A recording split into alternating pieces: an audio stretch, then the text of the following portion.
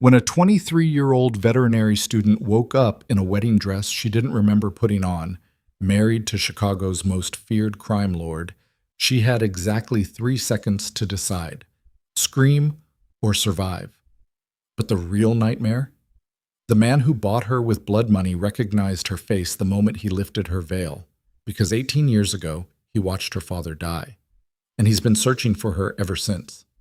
This is the story of how love, revenge, and an impossible promise collided in the darkest corners of the underworld.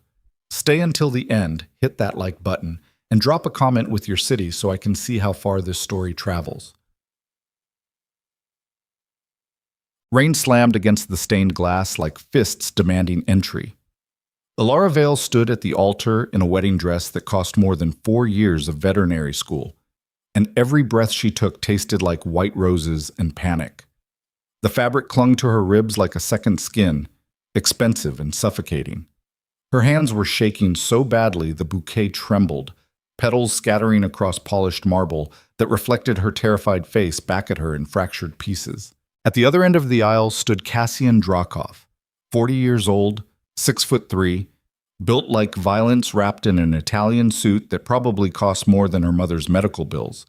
His hair was dark enough to swallow light, silver threading through the temples, and his eyes, Christ, his eyes, were the color of winter storms that drowned ships without warning.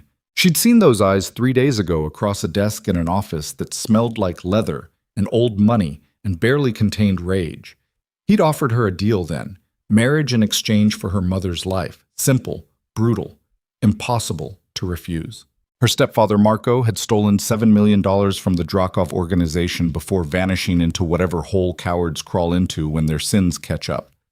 He'd left behind nothing but debt and a death sentence that would have landed squarely on Elara's mother if Cassian hadn't offered this sick alternative. So here she was, 23 years old, virgin, veterinary student who'd spent the last semester elbow deep in horse intestines and dog tumors, learning how to save things that didn't want to die. And now she was about to marry a man whose organization specialized in making people disappear. The officiant droned through words that sounded like they were coming from underwater: love, honor, cherish. Each one landed like a punch. Elara's vision blurred at the edges. She could feel her pulse in her throat, behind her eyes, in her fingertips where they clutched the bouquet like it was the only solid thing in the universe. Then Cassian was standing directly in front of her. He smelled like expensive cologne and gunpowder, the kind of contradiction that should have been impossible but somehow made perfect sense on him. His hand reached toward her veil, and she flinched, just barely, just enough that his fingers hesitated for half a second before lifting the lace away from her face. The color drained from Cassian Drakov's face like someone had opened a vein. His hands, steady hands that had supposedly pulled triggers and signed death warrants without trembling, shook. Actually shook. The veil slipped through his fingers and drifted to the floor like a ghost giving up. For 3 full seconds, the most feared man in Chicago looked like he'd just taken a bullet to the chest. Elara watched him stare at her face like he was seeing something impossible, something dead that had climbed out of a grave. His jaw worked, but no sound came out. The muscle beneath his left eye twitched once. Then he blinked hard and the mask slammed back into place, but she'd seen it. That flash of raw, unfiltered devastation that made him look almost human. "Your eyes," he said. His voice came out rougher than it should have. "What color were your father's eyes?" The question hit her sideways. "What?" "Answer me." Not a request. A command wrapped in something that sounded dangerously close to desperation. "Green." The word came out automatically. "My father had green eyes. Why does it—" "Say the vows." He cut her off, turning toward the officiant with an expression that could have stripped paint. "Finish it. Now." The ceremony blurred after that. Words tumbled out of her mouth that she didn't remember agreeing to. Cassian's hand was cold when he slid the ring onto her finger, platinum band embedded with diamonds that caught the light like trapped screams. When it was his turn, his hands were steady again, perfect control, like that moment of weakness had never happened. "You may kiss the bride." Cassian's eyes locked onto hers. For one stretched out second, she thought he might actually do it, might press his mouth against hers in front of 200 witnesses dressed in designer suits and dresses that cost more than most people's cars. But instead, he leaned forward and placed a kiss on her forehead. gentle, almost reverent. Completely wrong for a man who supposedly crushed skulls for a living. Then he took her hand and led her down the aisle while cameras flashed and people applauded like this was normal, like she hadn't just sold herself to save her dying mother, like the man beside her wasn't the reason most of Chicago's police force couldn't sleep at night. The reception happened in a blur of champagne she didn't drink, and food she couldn't taste. People kept approaching to offer congratulations that sounded more like condolences. Women in dresses that cost more than Elara's yearly rent air-kissed her cheeks and told her how lucky she was. Men in suits that screamed money and violence shook Cassian's hand and pretended not to notice how his new wife looked like she might vomit at any second. Halfway through dinner, an older man approached their table, late 60s maybe. Silver hair slicked back, eyes like chips of dirty ice. He smiled at Elara the way sharks smile at bleeding fish. "My nephew's bride," he said in accented English. Albanian, probably. Same as Cassian's when his control slipped. So young, so American. "Victor," Cassian's voice could have frozen blood. "Walk away, just welcoming family." Victor's smile never reached his eyes. He leaned closer to Elara, close enough that she could smell whiskey and something sour underneath. "Your mother is comfortable, yes? The hospital treating her well?" It wasn't a question. It was a threat wrapped in politeness. Elara's stomach dropped. "She's fine," she managed. Her voice came out steadier than she felt. "Good. Would be terrible if something happened. Medical mistakes happen so often in hospitals." Victor straightened, still smiling. "Enjoy your wedding night, nephew." He walked away before Cassian could respond. But Elara saw the way Cassian's hand tightened around his champagne glass, saw the muscle jump in his jaw, saw murder flash across his face for one unguarded moment before he locked it down. "He's your uncle?" she asked quietly. Unfortunately, Cassian turned to look at her, and the exhaustion in his eyes was so profound it almost looked like grief. "Don't worry about him. He's been handled." "Handled how?" "You don't want to know." Probably true.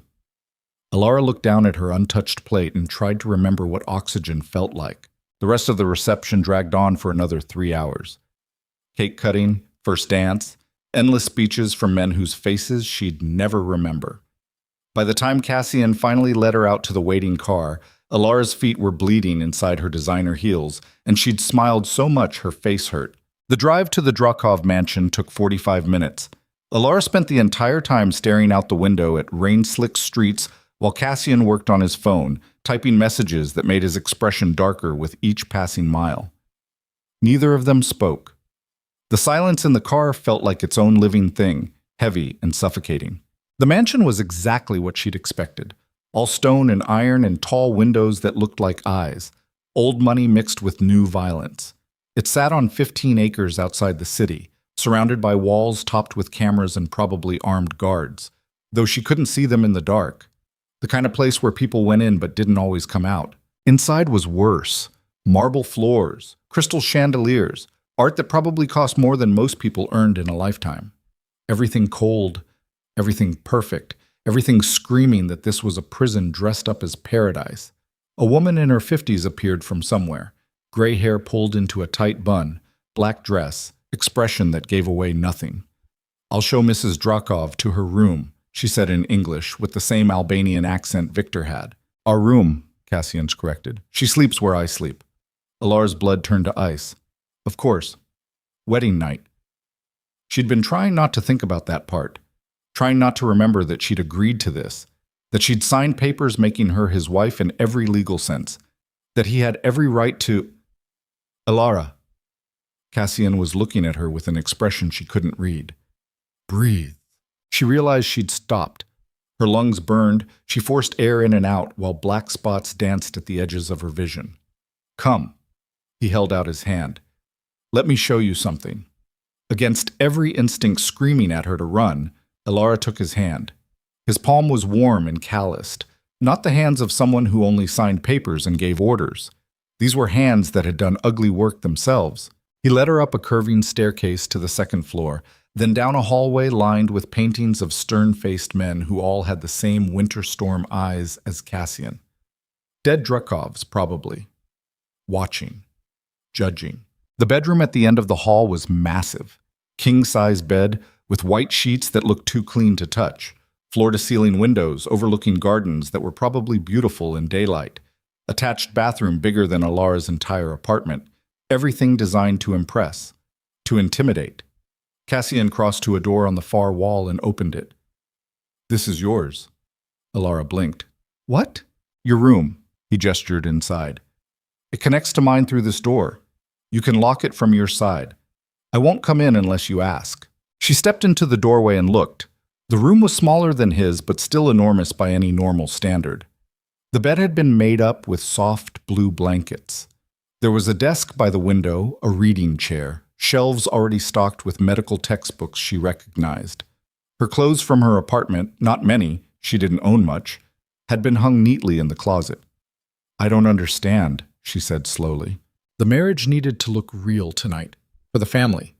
For our enemies." Cassian's voice was carefully neutral. "But I'm not going to touch you, Elara. Not until you want me to. If you ever want me to." "You're serious?" "Yes." She turned to face him fully. "You forced me to marry you. Threatened my mother. Bought me like I'm some kind of—" Her voice cracked. She forced it steady. "And now you're telling me you won't even—" "I made a promise a long time ago," Cassian interrupted quietly, "that I would protect someone. I failed. I've been failing for 18 years. His eyes met hers, and the grief in them was so raw it almost hurt to look at. "I won't fail again." Before she could ask what the hell that meant, he turned and walked back into his room. The door closed between them with a soft click. Elara stood there for a long moment, trying to process. Nothing about this made sense. Crime lords who forced women into marriage didn't then give them private rooms with locks on the doors. Didn't look at them like they were seeing ghosts.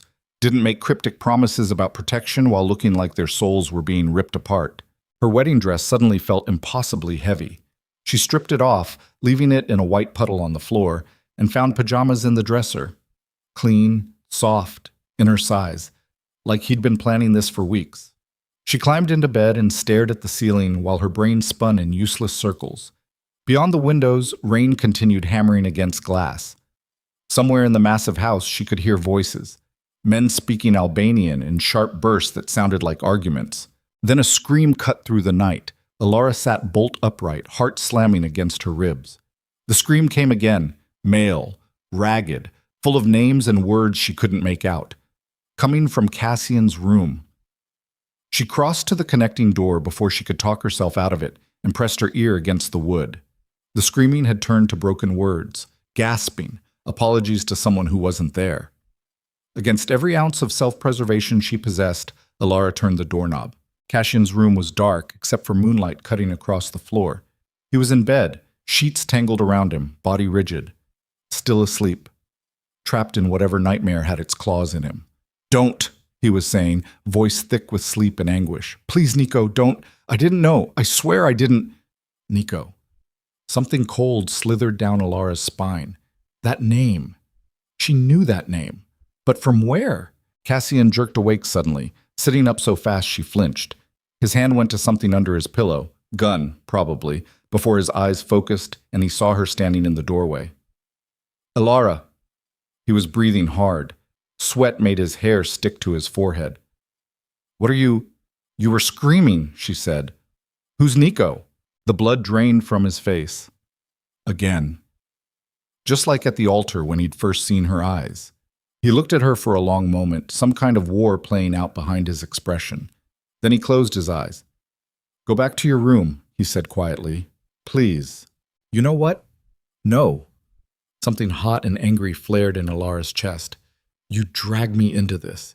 You force me to marry you. You look at me like I'm some kind of ghost. You scream about someone named Nico in your sleep. I deserve to know what the hell is going on." "You don't want to know. Don't tell me what I want." Cassian's eyes opened. In the moonlight, they looked almost colorless. "Your father," he said flatly. "What was his name?" The question hit her like a fist. "What?" "Your biological father, before Marco. What was his name?" Elara's mouth went dry. My mother never talked about him. He left when I was 5. Some deadbeat who couldn't handle being a parent. His name, Elara. I don't know. The words came out louder than she meant. My mother burned all the photos. She never wanted to talk about him. I barely remember. She stopped, closed her eyes, reached back through years of intentionally buried memories. Nikolai. I think. Maybe. Why does it matter? The expression that crossed Cassian's face was answer enough. Go to your room, he said again. Softer this time, almost gentle. Lock the door. Get some sleep. We'll talk in the morning. Cassian, please. The exhaustion in his voice made him sound 10 years older. Elara wanted to push, wanted to demand answers, but something in his eyes stopped her, some kind of pain so deep and old that prodding at it felt cruel.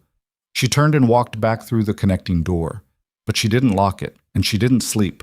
Instead, she lay in the dark and tried to remember her father's face, tried to remember anything beyond vague impressions of strong hands and green eyes and the smell of cigarette smoke.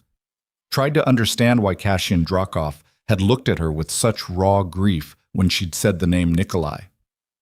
Somewhere in the house, a clock struck 3 in the morning, and Elara Vale realized with cold, settling certainty that she'd married a man carrying secrets that could destroy them both. Morning came too soon and too bright. Elara woke to sunlight streaming through windows she'd forgotten to cover. Her body ached from tension that had never fully released. She showered in the enormous bathroom, all marble and gold fixtures, and found new clothes waiting in the closet, jeans that fit perfectly, soft sweaters, boots in her exact size. It should have been thoughtful. Instead, it felt invasive, like he'd been studying her, learning her. She found Cassian in a room downstairs that was probably supposed to be a dining room, but felt more like a war room. Wall-to-wall windows overlooking gardens that were even more intimidating in daylight. Long table that could seat 20. And Cassian at the head, still in the white dress shirt from yesterday, sleeves rolled up, tie gone, looking like he hadn't slept at all. He glanced up when she entered. Coffee? Answers, she said. His mouth twitched. Might have been a smile under different circumstances. Fair enough. He gestured to the chair beside him. Sit. Elara sat. A woman appeared from nowhere, the same gray-haired woman from last night, and placed coffee in front of her. Black. Which was how Elara took it, but she definitely hadn't told anyone that. The woman disappeared again before Elara could say thank you. Her name is Drita, Cassian said, reading her expression. She's been with the family for 40 years. She doesn't speak much English, but she understands everything. Don't let the silence fool you. Noted. Elara wrapped her hands around the coffee mug. The warmth helped. Barely. Nikolai. Tell me about Nikolai. Cassian was quiet for a long moment. When he finally spoke, his voice was careful, controlled, like he was handling explosives. Nikolai Varek was my best friend. Saved my life when I was 17. Pulled me out of an ambush that should have killed me. He stared into his own coffee. He was older, wiser. The only person in the organization who gave a damn if I lived or died. My father saw weakness. Nico saw potential. Past tense. Every word past tense. Elara's chest tightened. He had a daughter, Cassian continued. Little girl, green eyes, always laughing. Nico talked about her constantly, said she was going to grow up and save the world someday. His jaw tightened. Then Nico's wife took the girl and disappeared. Ran. Nico tried to find them, spent years searching, but my uncle, Victor, convinced my father that Nico was planning to betray the family, that he'd stolen money, that he was selling information to the Russians. Elara's blood went cold. Was he? No. The word came out flat, final. But the evidence looked real. Someone inside the organization set him up, made it look convincing. And my father... Cassian's hand tightened around his mug. My father ordered the execution. Jesus. I was 22 years old, still new to the business, still believed that justice and loyalty meant something. His voice had gone distant. They made me watch, made me stand there while they put Nico on his knees in a warehouse and put a gun to his head. Elara couldn't breathe, couldn't move. Before they pulled the trigger, Nico looked at me, made me promise something. Cassian's eyes met hers, and the guilt in them was bottomless. He made me swear I'd find his daughter, protect her, keep her safe. Because he knew she was out there somewhere, knew she'd be alone. The room spun. Elara gripped the edge of the table. I spent 18 years looking for her, Cassian said quietly. Hired investigators, tracked down every lead, every whisper. Nothing. It was like they'd vanished from the face of the earth. Then 3 days ago, I'm sitting in my office and Marco's stepdaughter walks in begging for more time to pay a debt that isn't hers. And she has Nico's eyes. The pieces fell into place like falling glass. Sharp, cutting, impossible to avoid. You knew, Elara whispered. At the altar, you recognized me. Yes? You married me because I promised to protect you. Cassian's voice was rough. Because I owed your father my life. Because I've spent nearly 2 decades trying to make up for watching him die. Because... He stopped, swallowed hard. Because the moment I saw you, I knew I couldn't let you walk out of my office and disappear again. Elara stood up so fast her chair fell backward. You're insane. Probably. You forced me to marry you because of some promise you made to a man I don't even remember? Your father loved you more than anything, Cassian said, standing as well. Every conversation we ever had, he talked about you, about how smart you were, how kind, how you wanted to be a veterinarian because you couldn't stand watching things suffer. His eyes locked onto hers. He would have burned the whole world down to keep you safe. And I failed him. I watched him die and I couldn't save him. But I can save you. I don't need saving. The words came out as a shout. I needed money to save my mother. I didn't ask for this. Your stepfather stole $7 million from people who don't forgive debts, Elara. If I hadn't offered you that deal, someone else would have come for you. Someone who wouldn't have cared that you had Nico's eyes. They would have hurt you in ways I won't describe and dumped your body in the river as a message. His voice dropped. At least this way you're alive, your mother's alive, and I can keep my promise. The logic was insane, twisted, and also horrifyingly made sense.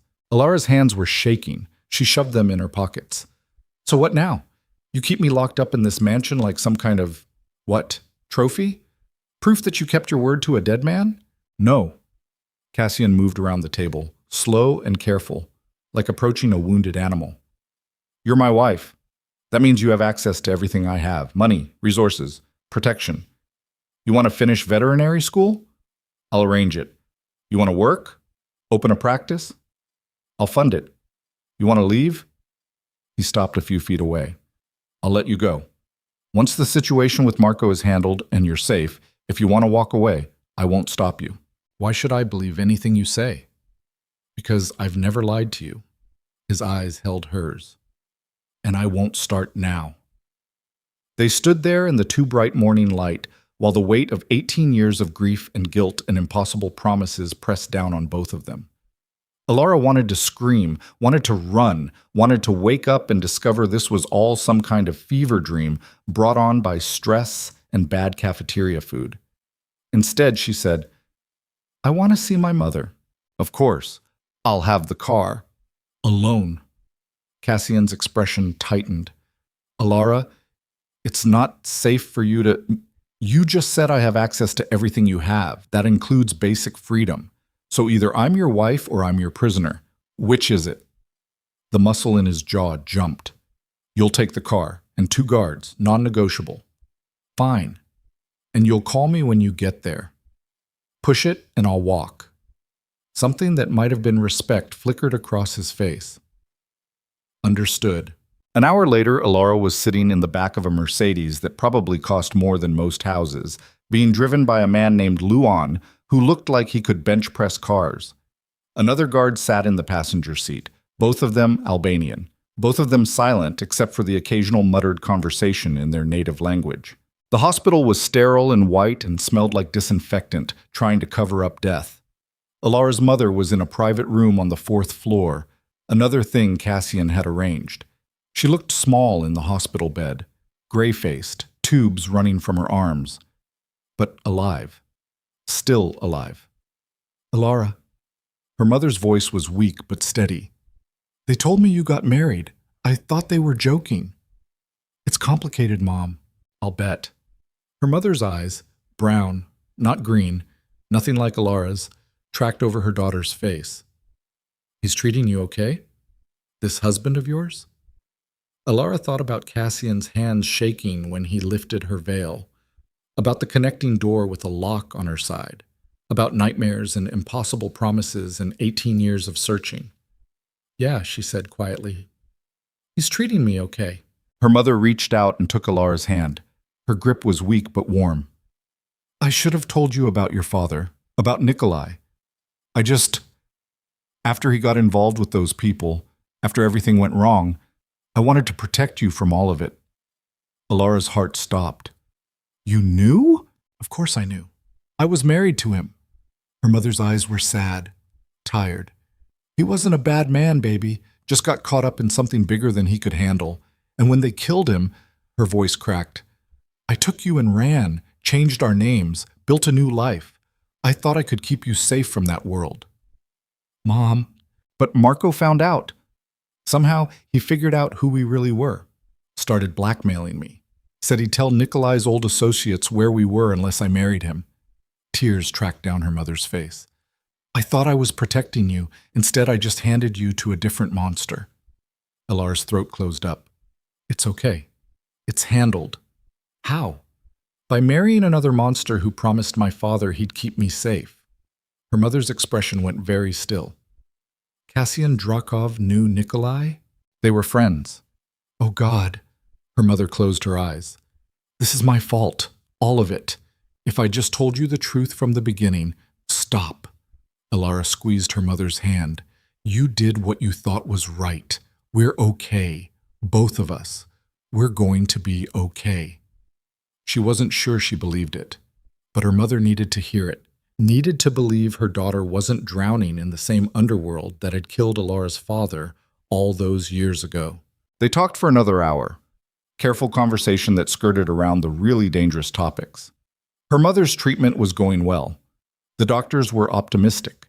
She might be able to leave the hospital in a few weeks. All of it funded by blood money from a man Elara barely knew, but was now legally bound to. When visiting hours ended, Elara kissed her mother's forehead and promised to come back soon. The guards followed her out to the car like silent shadows. Luan held the door open and didn't meet her eyes. The drive back to the mansion took longer than the drive out. Traffic. Or maybe Luan was just giving her time to process. Either way, Elara spent the entire trip staring out the window and trying to remember her father. Green eyes, strong hands, cigarette smoke. And now, apparently, friendship with a man who would grow up to become Chicago's most feared crime lord. The universe had a sick sense of humor. They were 15 minutes from the mansion when the car in front of them exploded. The blast wave hit like a physical punch. Glass shattered. Metal screamed. Luan yanked the wheel hard right, throwing Elara against the door. The Mercedes fishtailed, tires shrieking, before slamming into a parked van. Elara's head cracked against something. Stars burst behind her eyes. Blood ran warm down her temple. Through ringing ears, she heard shouting. Gunfire. The passenger side guard was yelling into a phone. Luan was trying to get the car started again, but the engine just coughed and died. Then the driver's side window exploded inward. Hands grabbed Luan and dragged him out through the broken glass. More gunfire. Close. So close, Elara could smell the cordite. The passenger guard turned to look at her, blood running from a cut above his eye, and mouthed something she couldn't hear. Then his head snapped back and he slumped forward. Dead. The world went slow and sharp and impossibly clear. Elara's door was yanked open. A man she didn't recognize, all muscle and prison tattoos, reached in and grabbed her by the hair. Pain exploded across her scalp. She screamed and clawed at his hands, but he was too strong. He hauled her out of the car and threw her against the side of the van. Got her, he said into a phone. American accent, not Albanian. Yeah, she's alive, barely. Elara's vision swam. Blood dripped into her eyes. Her ears were still ringing from the explosion. Through the chaos, she saw Luan on the ground, not moving. Saw the other guards slumped in the car. Saw pedestrians running, screaming, pulling out phones to call 911. The man shoved her into the back of the van. No windows. Metal floor. Zip ties cut into her wrists as he bound her hands behind her back. Then he slammed the doors shut and the van lurched forward, tires squealing. Elara's phone was buzzing in her pocket. She could feel it. 3 short bursts. Cassian. Had to be Cassian. The guards would have triggered some kind of alert when things went wrong. He probably knew she'd been taken before the van even made it to the first intersection. Not that it mattered. She was zip-tied in the back of a windowless van being driven by men who'd just killed 2 people without hesitation. Whatever happened next wasn't going to be good. The van drove for what felt like hours, but was probably only 30 minutes. Every turn threw Elara against the metal walls.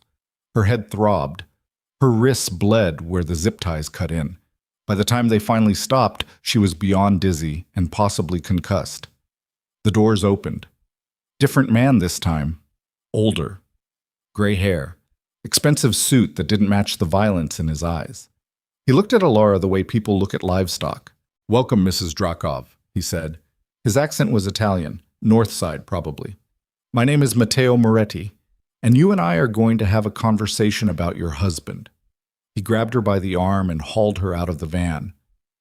They were in a warehouse, all concrete and rust and that particular smell of abandonment that came from buildings nobody had cared about in decades. Fluorescent lights flickered overhead. In the center of the space sat a single metal chair. Elara's legs tried to give out. Matteo's grip tightened, fingers digging into her arm hard enough to bruise. He dragged her to the chair and shoved her down. More zip ties secured her ankles to the chair legs.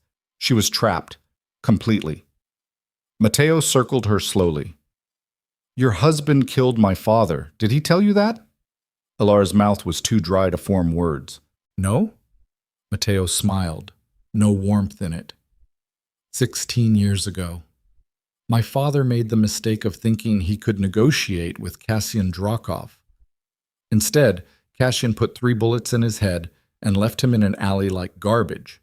He stopped in front of her. "I've been waiting a long time to return the favor." "Then do it to him," Elara managed. Her voice came out hoarse. Don't use me. I didn't—" "Oh, I will do it to him." Matteo crouched down, bringing his face level with hers. "But first, I want him to feel what I felt. Want him to watch someone he loves die. Want him to know he's powerless to stop it." He reached out and wiped blood from her temple. "You're going to help me do that." He stood and pulled out a phone, dialed, put it on speaker. It rang twice before Cassian answered. "Moretti." "Drakov." Matteo's smile widened. "I have something that belongs to you." Silence on the other end. Then, very quietly, "If you've hurt her, come to the Riverside warehouse, alone, unarmed. You have 1 hour." Matteo ended the call before Cassian could respond. Elara's pulse hammered in her throat. "He'll kill you." "Maybe." Matteo pulled out a gun, checked the clip. "But at least I'll die knowing I made him suffer first." The hour crawled by like years. Matteo's men moved around the warehouse, checking weapons, blocking exits, setting up what was obviously going to be an ambush. They spoke in rapid Italian, enough that Elara could catch pieces. Something about a trap. About making sure Cassian couldn't leave alive. About sending a message to every family in Chicago about what happened when you crossed the Morettis. Elara's head throbbed. Her wrists were numb. She'd lost feeling in her feet 20 minutes ago. But none of that mattered because Cassian was walking into a death trap, and it was her fault for insisting on going to the hospital alone. Then the warehouse door opened. Cassian stood in the entrance, alone, hands empty and raised. Blood stained his shirt. Not his blood, probably. His eyes found Elara immediately, sweeping over her, cataloging injuries. The expression that crossed his face was murder wrapped in ice. "Let her go, Moretti," he said, voice flat, controlled. "Your problem is with me." "Yes, it is." Matteo moved to stand behind Elara's chair, the barrel of his gun pressed against her temple, cold, unforgiving. "But killing you isn't enough. You need to understand what you took from me. Your father was a rapist and a coward who beat women because he couldn't handle real fights." Cassian took 1 step forward. "I did the world a favor." The gun dug harder into Elara's skin. "Careful, Drakov. Another word like that and I'll paint this floor with her brain." Cassian's hands were steady, but his eyes were screaming. "What do you want?" "I want you to watch her die," Matteo said simply. "Same way I watched my father bleed out. Then I'll kill you. Clean, simple, justice." "There's no justice in killing an innocent woman. There was no justice in killing my father." They stared at each other across the warehouse. Silence stretched like a wire pulled too tight. Elara could feel her heartbeat against the gun barrel, could taste copper and fear, could see the calculations running behind Cassian's eyes as he tried to find a way out that didn't end with her dead. Then Cassian lowered his hands. "Take me instead." "No," Elara started, but Mateo grabbed her hair and yanked her head back, cutting off words. "I'm listening," Mateo said. "Let her go. I'll kneel down right here. You can put a bullet in my head. Film it. Send it to every family in Chicago. Make your point. Just let her walk out of here first." "Cassian, don't—" The gun barrel slammed against Elara's temple hard enough to make stars burst. "Shut up," Mateo snapped. Then to Cassian, "Why should I believe you? Because if you kill her, I'll make sure dying is the best part of your day." Cassian's voice dropped to something cold enough to freeze blood. "I'll hunt down everyone you've ever loved. Your mother, your sisters, your wife, your children. I'll make them beg for death, and I won't grant it. I'll—" "Enough!" Mateo's hand tightened in Elara's hair. "You don't get to negotiate terms, Drakov. You walk in here like you're still in control, but you're not. I am. So here's what's going to happen. You're going to watch me put a bullet in your wife's head. Then you're going to die knowing you failed her the same way you failed everyone else in your pathetic life." His finger moved to the trigger, and Cassian Drakov moved faster than anything human should be able to. He closed the distance between them in 3 strides while pulling a gun from somewhere, ankle holster, maybe, and fired twice. Both of Mateo's men went down before they could raise their weapons. Then Cassian was on Mateo, one hand locking around the wrist, holding the gun to Elara's head, twisting hard enough that bones cracked. And Mateo screamed. The gun clattered to the concrete. Cassian shoved Mateo away from Elara and put himself between them, his own weapon aimed at Mateo's head. 3 seconds to tell me why I shouldn't kill you right now, Cassian said. Mateo clutched his broken wrist, face twisted with pain and rage. Go ahead. Prove you're the monster everyone says you are. Oh, I'm worse than they say. Cassian's finger tightened on the trigger. But she's watching, and I don't want her to see what I'm really capable of. Behind him, Elara was shaking so hard the chair rattled. Blood from the gun barrel's impact ran down her face. She couldn't stop staring at Cassian's back, at the casual way he held death in his hand, at how easily he'd just killed 2 men without hesitation. This was who she'd married. This was the real Cassian Drakov. Cassian, she whispered, please. He didn't turn around. Close your eyes, Elara. Don't, close them. Now. She did, and heard the gunshot that ended Matteo Moretti's life. Silence flooded back in. Elara kept her eyes closed while she heard Cassian moving. Footsteps. Something metal clattering, then hands on hers, warm and gentle, cutting through the zip ties. It's over, Cassian said quietly. You can open your eyes. She did. Slowly. Cassian was crouched in front of her, blocking her view of the bodies. His hands worked on the ties around her ankles, movements efficient but careful. When her legs were free, he picked her up like she weighed nothing and carried her toward the door. The guards, Elara said. Her voice sounded hollow. Luan's alive, in surgery. The other one didn't make it. Cassian's jaw tightened. I'm sorry. It's not your fault. It's always my fault. Outside, the warehouse was surrounded by black SUVs and men in suits with guns, Cassian's people. Called in while Elara had been sitting in that chair thinking she was about to die. He carried her to one of the SUVs and set her carefully in the back seat. A medic appeared with a first aid kit. Young woman. Efficient. She cleaned the cut on Elara's temple and checked her pupils for concussion signs. You should go to the hospital, she said in accented English. No. Elara's voice came out sharper than intended. No hospitals, just take me home. The medic looked at Cassian. He nodded once. The medic packed up her kit and disappeared. Cassian slid into the seat beside Elara. Hospital would be... I said no. He didn't argue. Just pulled out his phone and made 3 calls in rapid Albanian. Cleanup. Investigation. Damage control. By the time they pulled away from the warehouse, it would be like nothing had ever happened there. That was how his world worked. Violence and death swept under the rug like dust. Problems erased. Bodies disappeared. all of it invisible to normal people living normal lives. Elara stared at her hands. They were shaking. She couldn't make them stop. "You saved my life," she said quietly. "I put your life in danger in the first place." "That's not—" "It is." Cassian's voice was rough, exhausted. "Everything I touch turns to blood and ash, Elara. Your father tried to tell me that once, said I was too much like my family, too willing to do ugly things for ugly reasons. I didn't listen." He turned to look at her, and the grief in his eyes was bottomless. "I should have let you go, should have paid off Marco's debt and sent you somewhere safe. Instead, I kept you close because I'm selfish and I wanted—" He stopped, swallowed. "I wanted to keep the promise I made to Nico, even if it meant putting you in more danger than if I'd just left you alone." The SUV rolled through Chicago streets while evening light turned everything gold. Elara's head throbbed. Her wrists burned. She could still feel the gun barrel against her temple, could still hear Matteo Moretti's breath on her neck promising death. "I'm not leaving," she heard herself say. Cassian went still. "What?" "I'm not leaving." She looked at him, really looked at him. "You're right. You're selfish. You're dangerous. You've got more blood on your hands than I can probably imagine. But you also put yourself between me and a bullet today. You offered your life for mine, and that has to count for something."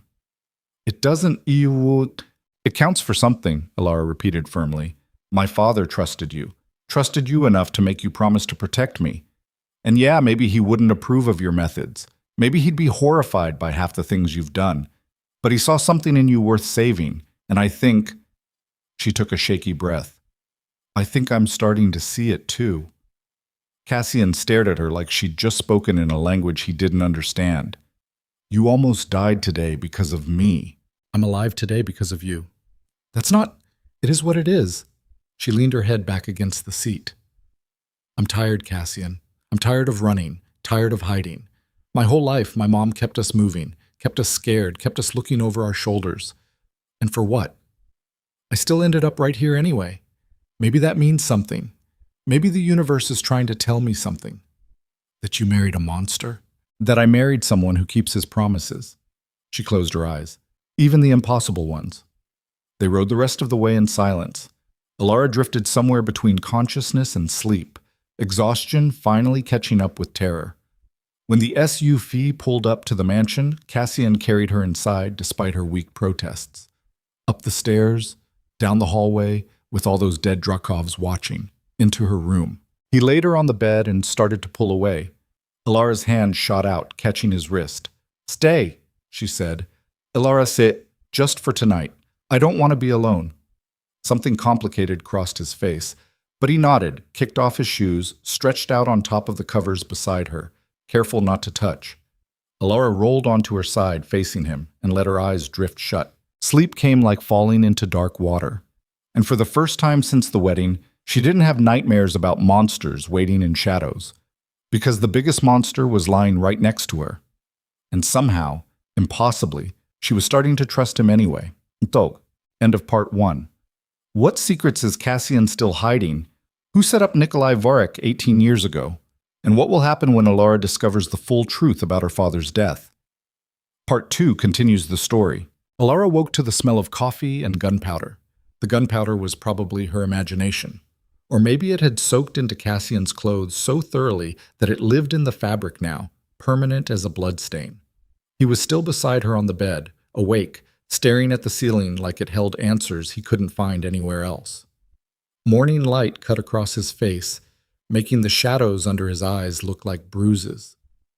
"You don't sleep much, do you?" she said. He turned his head. "Not really." "Nightmares?" "Memories." He sat up slowly, running a hand through his hair. "Sometimes they're the same thing." Elara pushed herself upright. Her head still throbbed where the gun barrel had connected, but the bleeding had stopped. Her wrists were ringed with purple bruises from the zip ties. She looked like she'd gone 10 rounds with someone twice her size. "What time is it?" 6:30. Cassian swung his legs off the bed. "You should rest. The doctor will be here at 8 to check on you." "I said no hospitals, so I brought the hospital to you." He stood, stretching. His shirt was still blood-stained, still wrinkled. Non-negotiable, Elara. You took a serious hit to the head. You need to be checked for concussion. She wanted to argue, wanted to push back just to prove she still had some control over her own life. But exhaustion won. Fine. I need to handle some things. Cassian moved toward the door. Victor's been asking questions about yesterday, about you. I need to shut that down before it becomes a problem. Your uncle hates me. My uncle hates everyone. Cassian paused with his hand on the doorknob. But especially Americans, and especially women who have more spine than he thinks they should, which makes you his least favorite person in the organization right now. Lucky me. Something that might have been a smile ghosted across Cassian's face. Then it was gone. Stay in the house today, please. After what happened yesterday, I can't guarantee your safety outside these walls. You mean you can't control everything that happens to me? No, I can't. His voice was quiet, honest, and that terrifies me more than you know. He left before she could respond. Elara heard his footsteps fade down the hallway, then a door closing somewhere deeper in the house. She sat on the bed for a long moment, processing. Yesterday, she'd been kidnapped, held at gunpoint, watched Cassian kill 3 men without hesitation, and now she was sitting in his mansion drinking coffee like it was just another Tuesday. Her life had become unrecognizable. The doctor arrived exactly at 8. Middle-aged woman with kind eyes and efficient hands. She checked Elara's pupils, asked questions about dizziness and nausea, cleaned and bandaged the cut on her temple. Mild concussion, rest recommended. No screens for 24 hours. Pain medication if needed. You're lucky, the doctor said, packing up her bag. Could have been much worse. Yeah, lucky. That was exactly the word for it. After the doctor left, Elara wandered the mansion like a ghost. The place was enormous. 3 floors. Too many rooms to count. Libraries and sitting rooms and dining rooms that probably never got used. Everywhere she went, she felt eyes watching her. Staff members who appeared and disappeared like smoke. Security cameras hidden in corners. And somewhere Cassian's men patrolling grounds she couldn't see. She found herself in what looked like a study. Dark wood paneling. Floor-to-ceiling bookshelves. A massive desk covered in papers and files. Cassian's domain. She shouldn't be here. Knew she shouldn't be here. She walked in anyway. The desk was organized chaos. Documents in Albanian and English. Financial reports. What looked like shipping manifests. Nothing obviously criminal, but the kind of paperwork that could mean anything if you knew how to read between the lines. Elara ran her fingers across the files, not really looking for anything specific, just trying to understand the man she'd married. Then she saw the photograph. It was tucked between 2 folders, barely visible. Black and white. Old. 2 men standing in front of what looked like a warehouse. One was young Cassian, maybe 22, 23, lean and intense and already carrying violence in his eyes. The other man was older, thick dark hair, strong jaw, smile that looked genuine, green eyes. Elara's hand shook as she pulled the photo free. The older man had his arm around young Cassian's shoulders, both of them grinning at the camera like they didn't have a care in the world, like they were brothers, family. She flipped the photo over. 2 names written on the back in faded ink. Cassian and Nico. 2008. Her father. That was her father. Right there in her hands, the man she barely remembered. The man who'd made Cassian promise to protect her. The man who'd been executed for a crime he didn't commit. You shouldn't be in here. Elara spun around. Viktor Drakov stood in the doorway, blocking her exit. He was smaller than Cassian, but somehow more threatening. Like a knife versus a hammer. Both deadly. Just different approaches. She didn't have a good excuse. Looking around? Looking through my nephew's private files, you mean? Viktor stepped into the room, closed the door behind him. Curious little thing, aren't you? Just like your father. Ice slid down Elara's spine. You knew him. Nikolai Varek, of course I knew him. Viktor moved closer, slow and deliberate. He was a problem, always asking questions, always pushing boundaries, never understood his place. His eyes locked onto hers. Cassian thinks you're some kind of redemption, a way to make up for past mistakes. But I see what you really are. And what's that? A weakness. Viktor smiled. No warmth, just teeth. Cassian was becoming a real leader before you showed up. Ruthless, focused, willing to do what needed to be done. Now he's distracted, making soft decisions, letting his guilt control him. He stopped a foot away from her. You're going to get him killed. I didn't ask for any of this. No. But you took it anyway.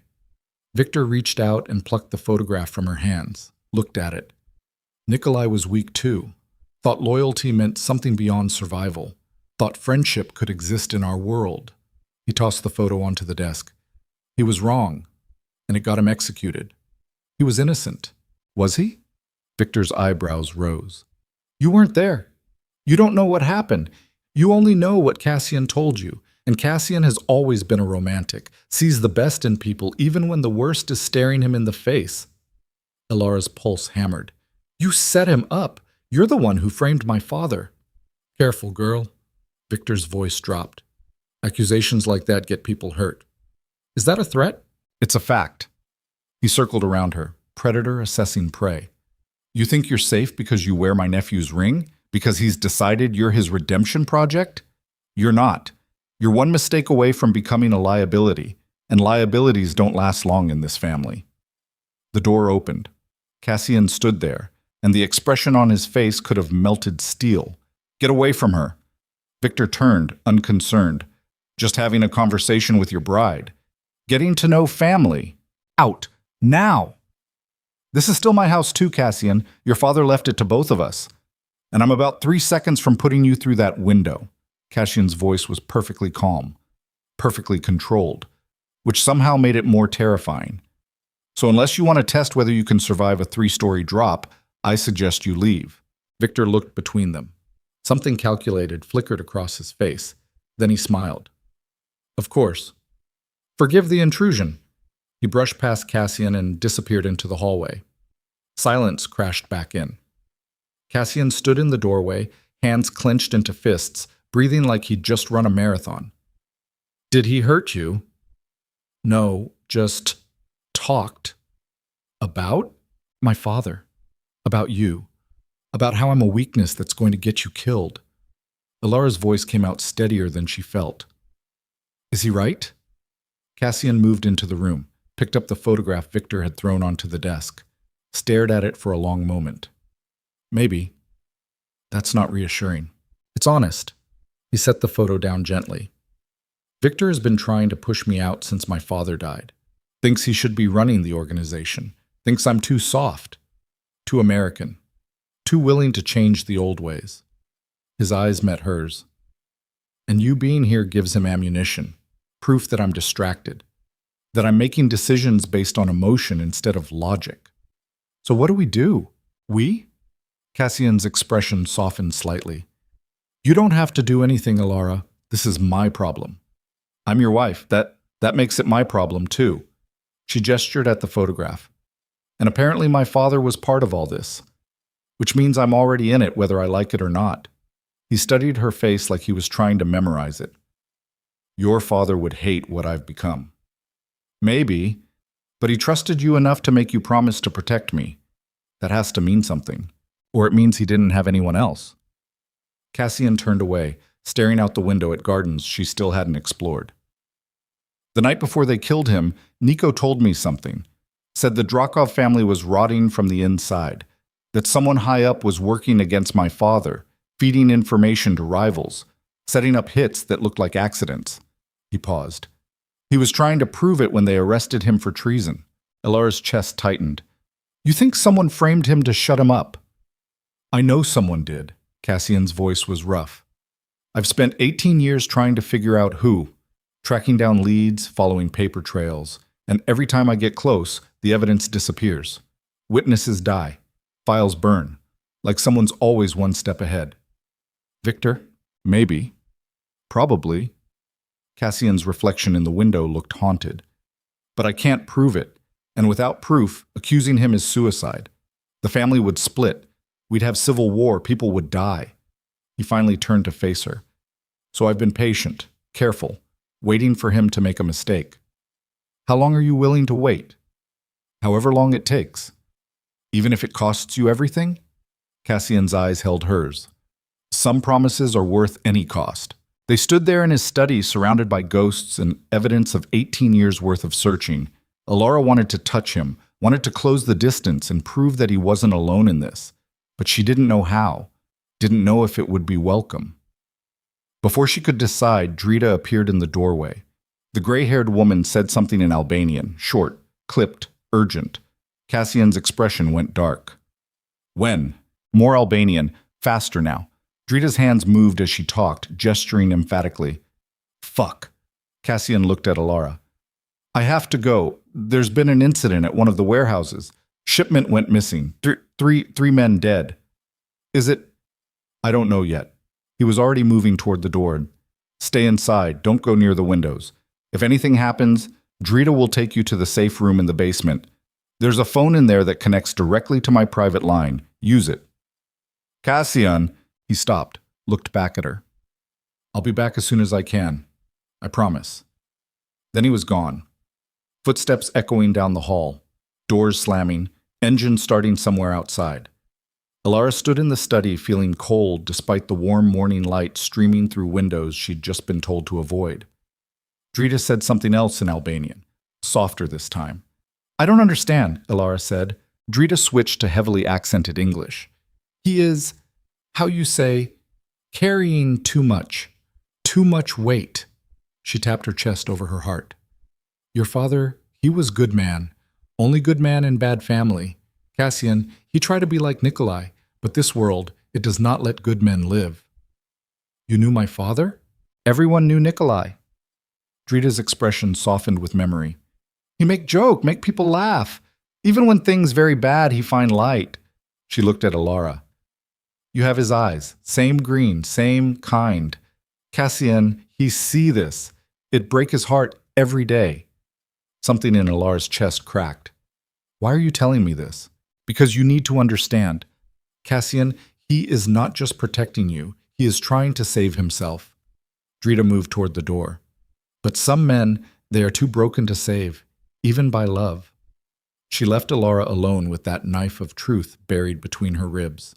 The day crawled by. Elara tried to rest like the doctor ordered, but her brain wouldn't shut off. She kept thinking about Victor's words, about the photograph, about 18 years of searching and waiting and carrying guilt that wasn't entirely earned, about her mother in that hospital bed, dying slowly from medical bills Elara couldn't pay until she'd sold herself to a man haunted by promises to the dead. Around 3 p.m, her phone buzzed. Text from an unknown number. Your mother's condition has worsened. Come immediately. Elara's blood turned to ice. She called the hospital, got transferred twice. Finally reached her mother's nurse. I'm sorry, who is this? The nurse asked. Elara Vale, I'm calling about my mother, Catherine Vale. I just got a text saying her condition worsened. Silence on the other end. Then, Mrs. Vale is stable. Her condition hasn't changed since this morning. Who sent you that message? The phone slipped in Elara's hand. I don't know. Is everything okay? Yes, thank you. She hung up before the nurse could ask more questions. Her hands were shaking. Someone had sent that text. Someone who knew about her mother. Someone who wanted Elara to panic, to run, to make a mistake. Victor. Had to be Victor. She should tell Cassian, should call him right now and explain what just happened. But he was dealing with 3 dead men and a missing shipment. And part of her, the part that had spent her whole life being protected and hidden and told to stay quiet, was tired of being helpless. So she made a decision that would change everything. She called the number back. It rang 4 times. Then a voice answered. Male, unfamiliar. Mrs. Drakov, I was hoping you'd call. Who is this? Someone who has information about your father, about what really happened the night he died. The voice was calm, almost friendly. Meet me at Riverside Park, East Entrance. 1 hour. Come alone. I'm not stupid enough to... Your father's execution was filmed. I have the footage, all of it, including the part where Victor Drakov pulled the trigger personally while Cassian watched. Pause. Don't you want to know the truth? The line went dead. Elara stood in her room with the phone pressed to her ear and her heart trying to climb out of her chest. This was a trap. Obviously a trap. Anyone with half a brain could see it. But the voice had known details, had mentioned Victor by name, had talked about footage that might actually exist. And if it did exist, if there was proof of what really happened to her father, then everything changed. She looked at the door, thought about Drita somewhere in the house, about the security team patrolling the grounds, about calling Cassian and telling him about the message, and waiting for him to handle it like he handled everything else. Then she thought about spending the rest of her life wondering, living with questions that never got answered, letting dead men keep their secrets while she played the good wife in a mansion that felt more like a mausoleum. Fuck that. Elara changed into jeans and a dark jacket, grabbed her phone, checked the time. 45 minutes until the meeting. The park was 20 minutes away if traffic cooperated. She could make it. Getting out of the house was easier than it should have been. She waited until Drita was in the kitchen, then slipped out through a side door that led to the gardens. The security cameras had blind spots. She'd noticed them yesterday while wandering, places where the angles didn't quite overlap. She moved through them like a ghost, staying low, staying quiet. The wall around the property was 15 feet high, but there was a gardener's gate near the eastern corner.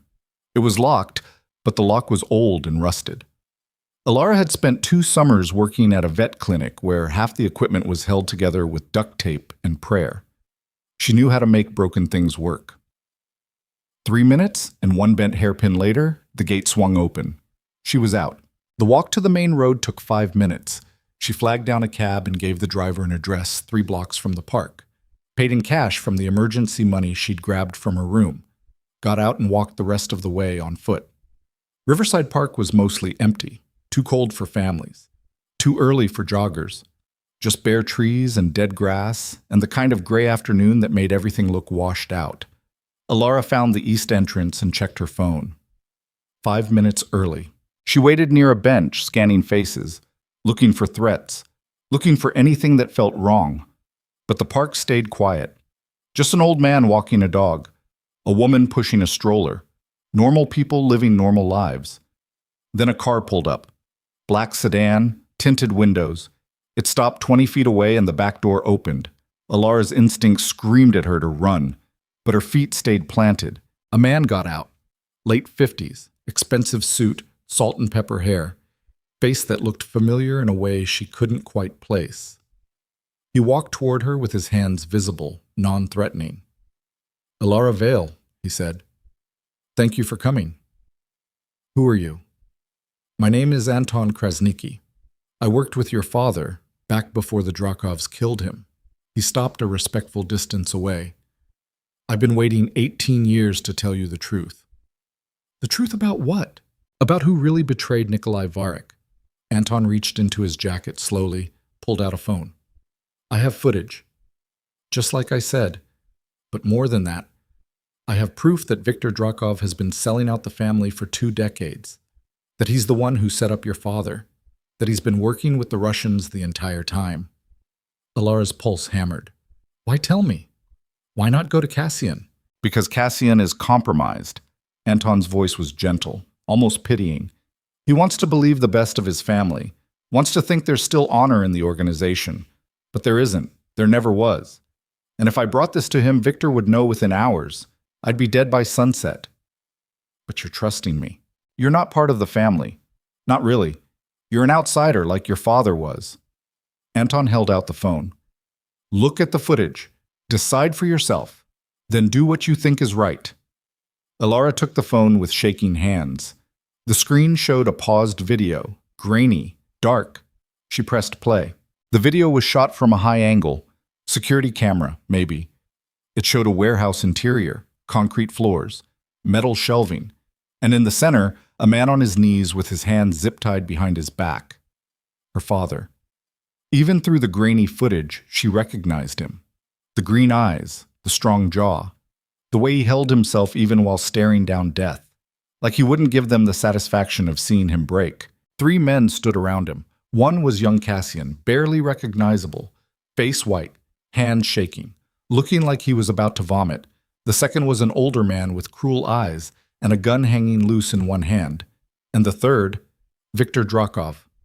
Elara watched as Viktor said something. Her father shook his head. Viktor hit him across the face. Blood sprayed. Her father straightened back up and spat blood onto the concrete. Then Victor raised the gun. Cassian grabbed his arm. Shouting something, Victor shoved him away hard enough that young Cassian stumbled. The older man with cruel eyes stepped between them, held Cassian back. Victor pressed the gun to her father's head. Nikolai Varick looked straight at Cassian, mouth moved. Elara couldn't hear the words, but she could read them on his lips. Protect my little girl. Then Victor pulled the trigger. The video cut to black. Elara couldn't breathe, couldn't think. The phone shook in her hands. She watched the clip again, and again, and again, memorizing every detail. The way Victor had smiled before pulling the trigger, the way Cassian had tried to stop it, the way her father had used his last breath to extract a promise from a kid barely old enough to understand what he was agreeing to. I'm sorry you had to see that, Anton said quietly. But you needed to know. Why? Elara's voice came out hoarse. Why keep this for 18 years? Insurance, protection, evidence that Victor could be brought down if he ever became too dangerous. Anton took the phone back carefully. But I'm dying now. Cancer. 6 months, maybe less.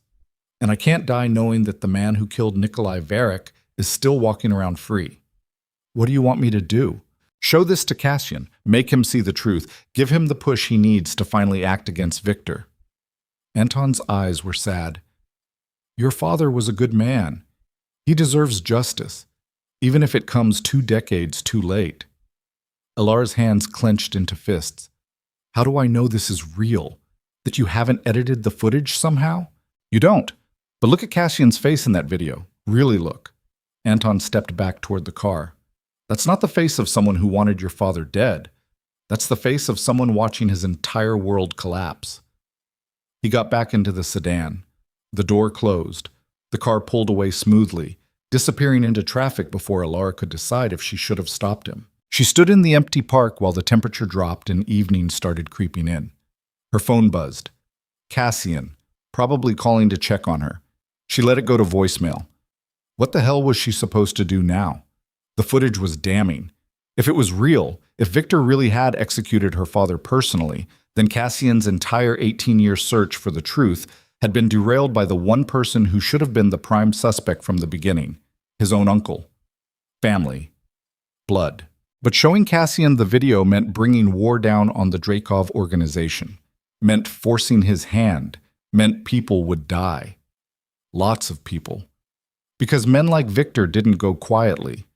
And there was still a possibility, small but real, that Anton Krasniqi was lying, that the footage was manipulated, that this was all some elaborate scheme to turn Elara into a weapon aimed at the heart of Cassian's family. She started walking, away from the park, away from the mansion, just walking without destination while her brain spun in useless circles. The streets were getting darker, colder. She should call for a car, should get somewhere safe before Victor's people realized she'd left the house. Instead, she walked for 2 hours. By the time she finally stopped, she was standing outside a building she didn't recognize. Old brick, barred windows, sign above the door in faded letters, St. Michael's Community Shelter. A shelter. She'd walked to a homeless shelter. The irony wasn't lost on her. Her phone was buzzing constantly now. Cassian. Drita. Unknown numbers that were probably Cassian's men trying to track her down. She powered it off and walked inside. The shelter was warm, smelled like industrial cleaning solution, and too many people in too small a space. A woman at the front desk looked up. Older. Black. Kind eyes that had probably seen every kind of hurt humanity could inflict on itself. Can I help you, honey? Elara opened her mouth. Nothing came out. Her throat had closed up. Tears burned behind her eyes without permission. You need a place to stay tonight? The woman asked gently. We've got beds, hot food. No questions asked. Elara's voice cracked. I don't know where else to go. Well, you came to the right place. The woman stood up, came around the desk. I'm Sister Margaret. What's your name? Elara. Nice to meet you, Elara. Sister Margaret put a hand on her shoulder, warm, steady. Let's get you something to eat.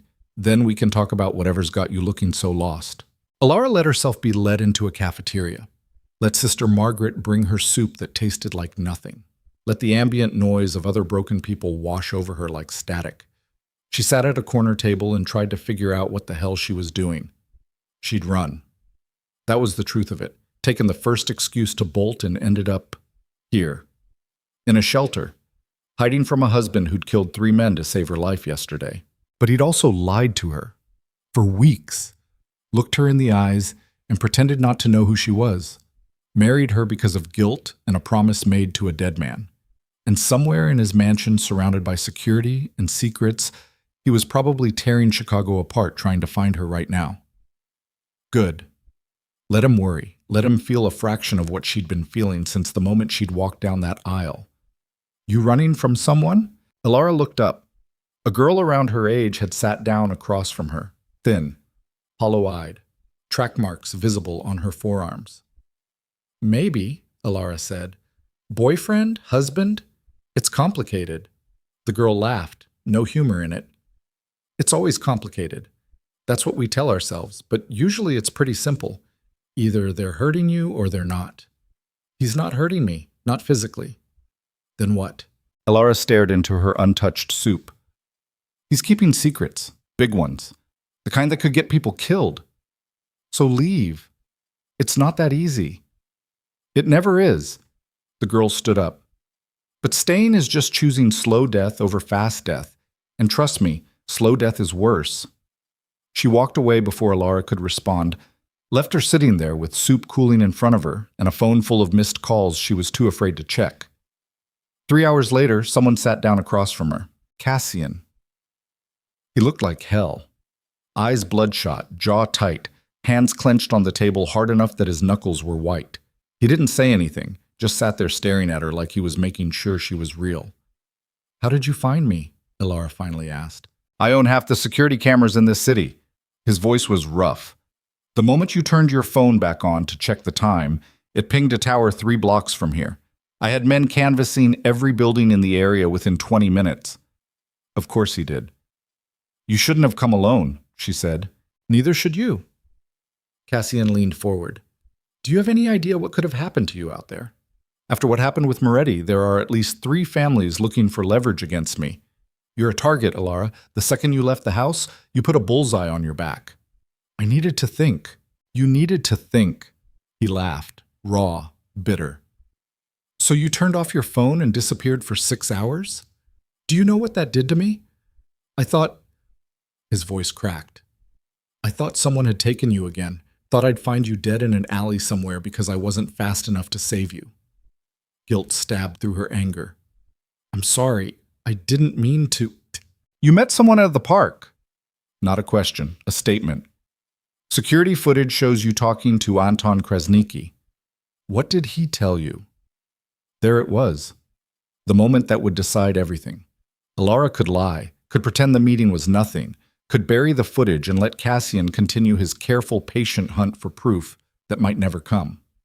Or she could detonate the bomb sitting in her pocket and watch his world burn. She pulled out her phone, powered it on, found the video file Anton had transferred before leaving, turned the screen toward Cassian. He showed me this. Cassian looked at the phone. Then his face went gray. He watched the entire clip without moving, without blinking. When it ended, he played it again, then a third time. His hands were shaking, actually shaking. Where did he get this? His voice came out barely above a whisper. Security footage from the warehouse. He's been holding on to it for 18 years. Why? Insurance against Victor. He's dying. Cancer. Wanted someone to have the truth before he's gone. Cassian set the phone down carefully, stood up, walked to the cafeteria window and stared out at nothing. When he spoke again, his voice was dead. I tried to stop it. That night, I grabbed Victor's arm, told him we needed more time, that Nico deserved a trial. My father knocked me down, told me if I interfered again, I'd be next. I know. I saw. But I didn't stop it. He turned to face her. I stood there and watched Victor put a bullet in your father's head. Then I spent 18 years telling myself there was nothing I could have done, that I was too young, too powerless, that trying to fight would have just gotten me killed too. Cassian, I was a coward. The words came out like broken glass. Your father died calling my name, asking me to protect you, and I let him die. I let Victor murder the only good man in that family because I was afraid. Elara stood, crossed the cafeteria, stopped in front of him. You were 22 years old, going up against your father and your uncle in the middle of an execution. If you'd fought harder, you would have died too. And then there'd be nobody left to keep the promise. That doesn't make it right. No, it doesn't. She reached out, hesitated, then put her hand on his chest. Could feel his heart slamming against his ribs. But it makes you human. Not a monster, just human. Cassian's hand came up to cover hers. Victor killed your father, my uncle, my family. He's been lying to me for 18 years. Watching me search for answers while knowing exactly what happened, probably laughing about it every time I came up empty. So what do we do? We! He looked at her, really looked at her. Elara, if I go after Victor with this footage, it's war. The family will fracture, people will die. There will be blood in the streets, and you'll be in the middle of it. I'm already in the middle of it. Not like this, My father died because of Viktor Drakov. Elara's voice came out harder than she expected. My mother spent 18 years running. I grew up without knowing who I really was. And now I'm married to a man who's been destroying himself with guilt over something he couldn't control. Her hand tightened on his shirt. So yes, we. Whatever happens next, we do it together. Cassian stared at her like she'd just offered him salvation and damnation in the same breath. Then he pulled her into his arms and held on like she was the only solid thing in a universe made of quicksand. They stood there in the middle of a homeless shelter while broken people moved around them, and Sister Margaret watched from the corner with knowing eyes. And Elara realized with cold, terrible clarity that she'd just committed to something that would either destroy them both or forge them into something unbreakable. There was no middle ground anymore, no going back. I need you to promise me something, Cassian said against her hair. What? If this goes bad, if Victor comes for you, don't try to be brave. Don't try to fight. Just run. Get as far away from Chicago as you can and don't look back. Cassian, promise me, Elara. She pulled back enough to look at his face. Only if you promise the same thing. If you're going down, I'm not watching from the sidelines. That's not... Those are my terms. Her eyes held his. We're in this together, or not at all. Cassian's jaw worked. Then he nodded once. Together. Good. She stepped back. Now let's go home and figure out how to destroy your uncle. The drive back to the mansion was silent, tense. Cassian kept one hand on the wheel and the other on his phone, typing messages in Albanian that probably meant death warrants for someone. Elara watched Chicago roll past outside the windows and tried not to think about what they were about to do. When they pulled through the mansion gates, every light in the house was blazing. Men in suits stood in clusters on the lawn, armed, waiting. Drita was on the front steps wringing her hands, and the moment the car stopped, she rushed over and grabbed Elara's face between her palms. She said something in rapid Albanian. Cassian responded.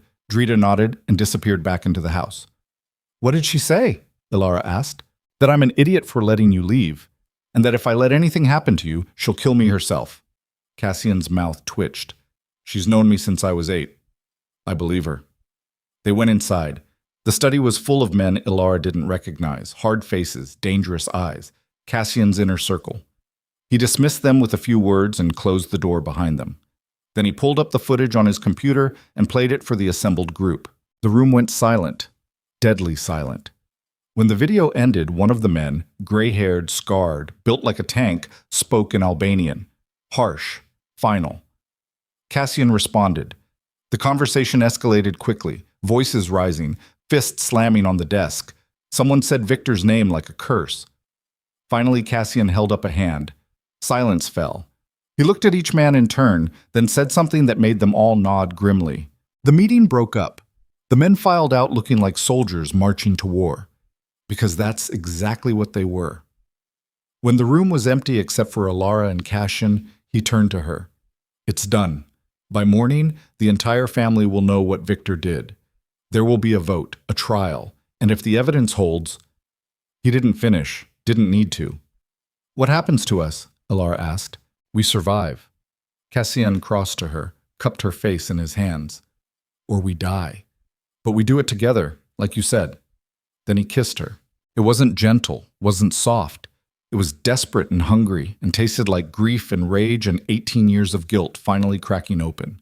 Elara kissed him back just as hard, her hands fisting in his shirt, pulling him closer. For the first time since the wedding, they stopped pretending, stopped hiding behind promises to dead men and guilt about the past. When they finally broke apart, both breathing hard, Cassian rested his forehead against hers. I meant what I said at the altar. You're my wife, in every way that matters, and I'll burn the whole world down before I let anyone hurt you again. I know, Elara whispered. I know. They stood there in the quiet of his study while outside, Chicago held its breath. And in a house across the city, Viktor Drakov received a message that would change everything. The video file arrived at exactly midnight. No explanation, no text. Just the footage of him executing Nikolai Varek followed by a single line. Family meeting tomorrow. 9 a.m. Be there. Viktor watched the clip 3 times with growing dread. Then he made 5 phone calls, activating every contingency plan he'd spent 2 decades building, calling in favors from Russians and Serbians and anyone else who owed him blood, because he knew what was coming, war. And wars didn't end until someone was dead. End of part 2. The trial is coming. Viktor knows he's been exposed, and Cassian must finally choose between family loyalty and justice. Will the truth destroy the Drakov Empire, or will Viktor strike first? Part 3 reveals the breaking point. The family meeting was scheduled for 9 in the morning, but Cassian didn't sleep. Neither did Elara. They spent the night in his study going over evidence, building the case, preparing for every possible angle Viktor might use to defend himself. By the time dawn broke over Chicago, they'd consumed enough coffee to kill a normal person, and Cassian's desk was buried under 18 years of documentation. He'll deny it, Cassian said for the 3rd time, staring at the frozen frame of Viktor's face on the computer screen. He'll say the footage is fake, that someone manipulated it, that this is a coup attempt.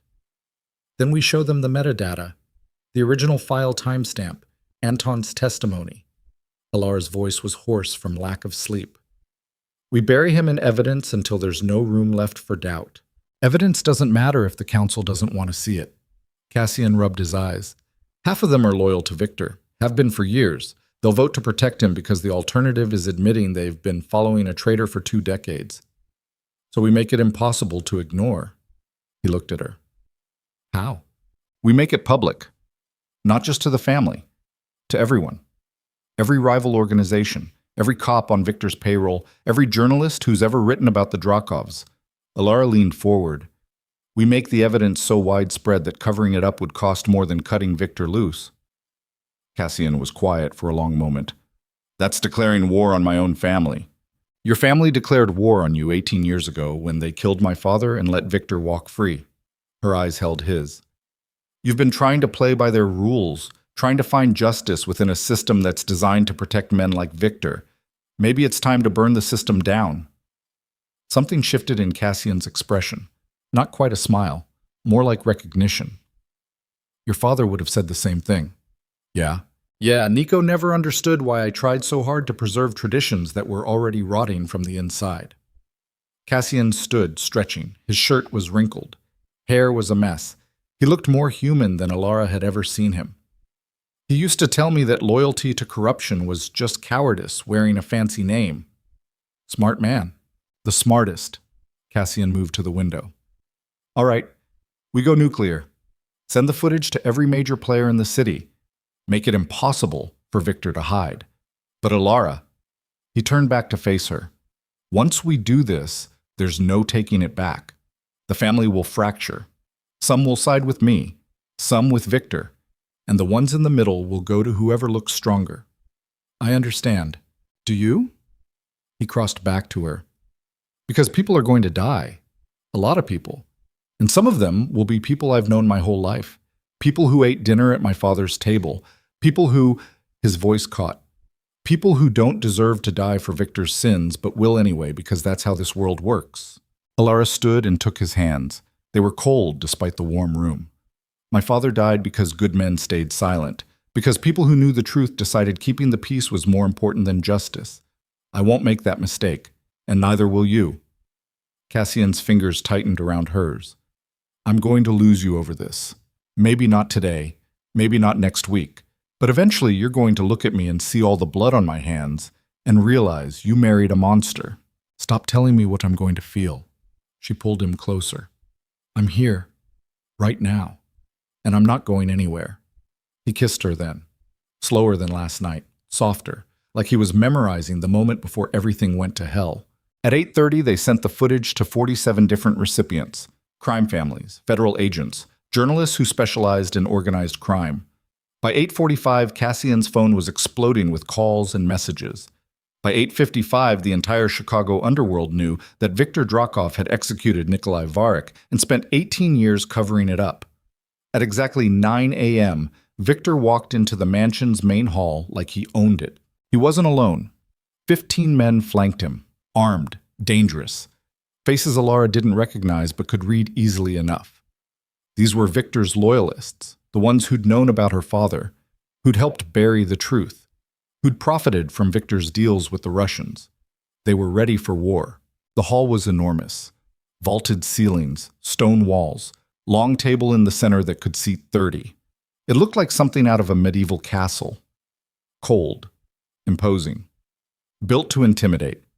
Around the table sat the Drakov family council, 20 men and 3 women, old money and older violence. They'd been arriving since dawn, summoned by emergency messages that gave no details beyond the meeting time. Now they sat in tense silence while Viktor and his men took positions on one side of the hall, and Cassian's loyalists, fewer, Elara noticed with growing dread, took the other. Cassian stood at the head of the table, Elara beside him. She'd wanted to stay in the background, but he'd insisted. You're my wife. You belong here. And everyone needs to see that I'm not hiding you. Viktor's eyes landed on Elara like a targeting laser. The American whore joins us. How appropriate. Cassian's hand moved to his gun. 3 of his men stepped forward. Viktor's men responded. Suddenly, the hall was bristling with weapons, and the council members were looking very nervous about being caught in the crossfire. Everyone calm down, said the oldest council member. His name was Arbin, 70 years old, white beard, eyes that had seen too much. We're here to discuss accusations, not start a bloodbath in the family hall. There's nothing to discuss, Viktor said calmly. My nephew has been manipulated by a woman whose father was a traitor.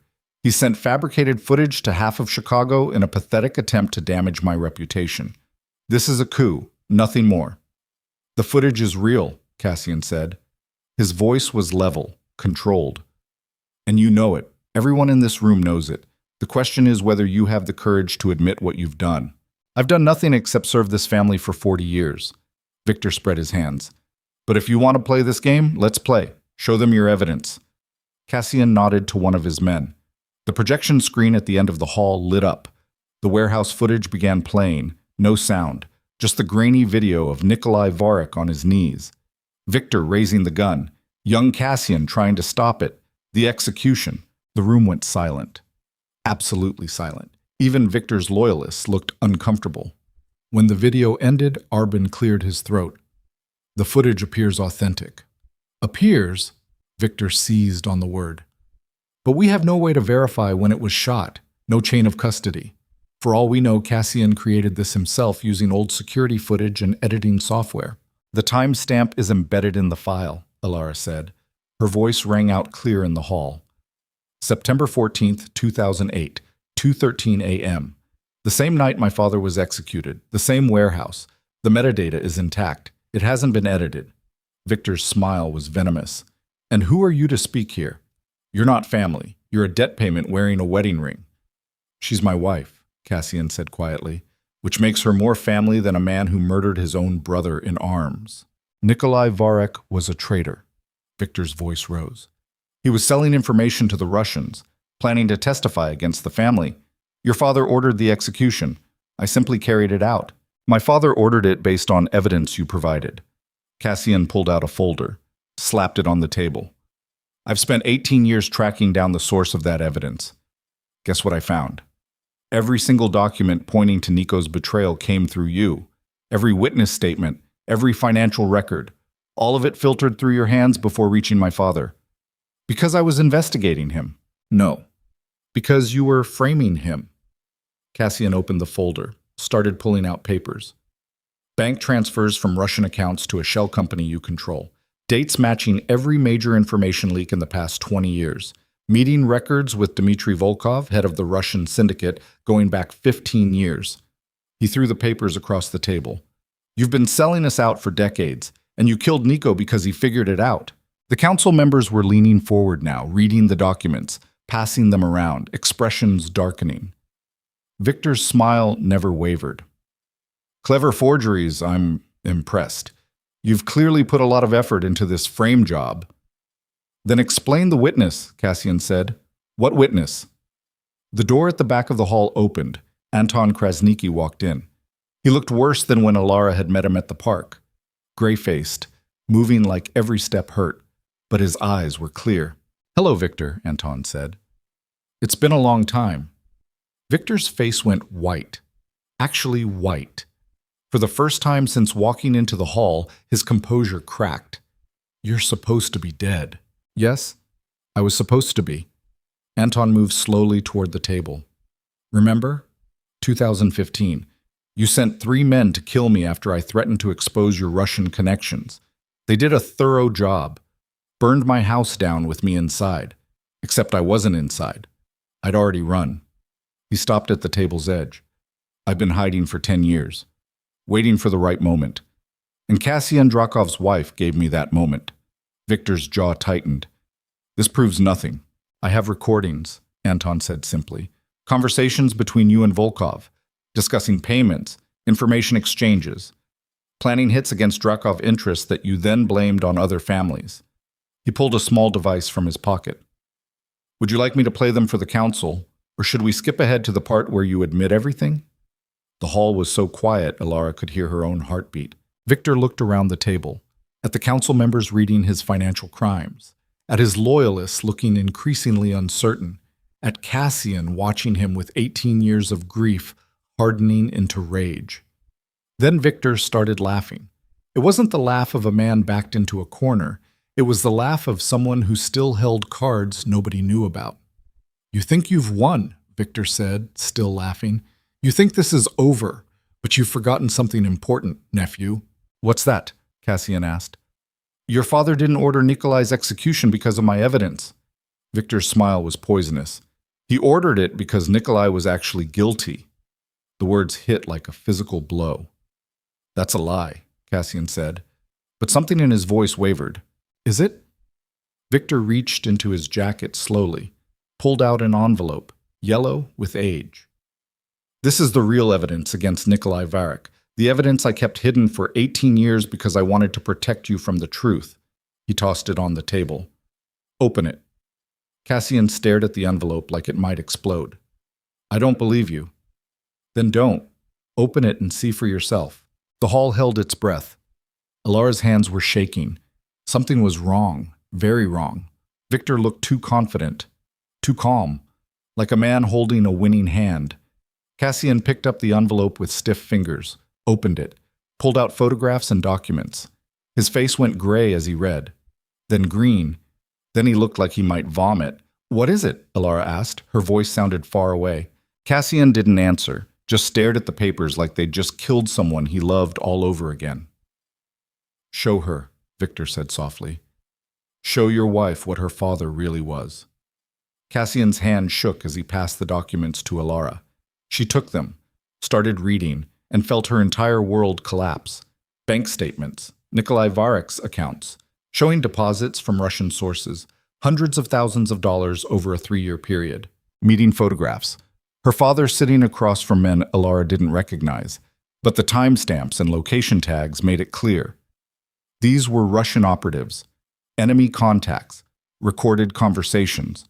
Her father's voice, older than she remembered but unmistakably his, discussing Drakov operations, troop movements, shipment schedules, weaknesses in the family's security, and at the bottom of the pile, a handwritten note in her father's handwriting. I can't do this anymore. The money isn't worth watching good people die for bad men. I'm going to the FBI. God forgive me. The paper slipped from Elara's fingers, scattered across the floor.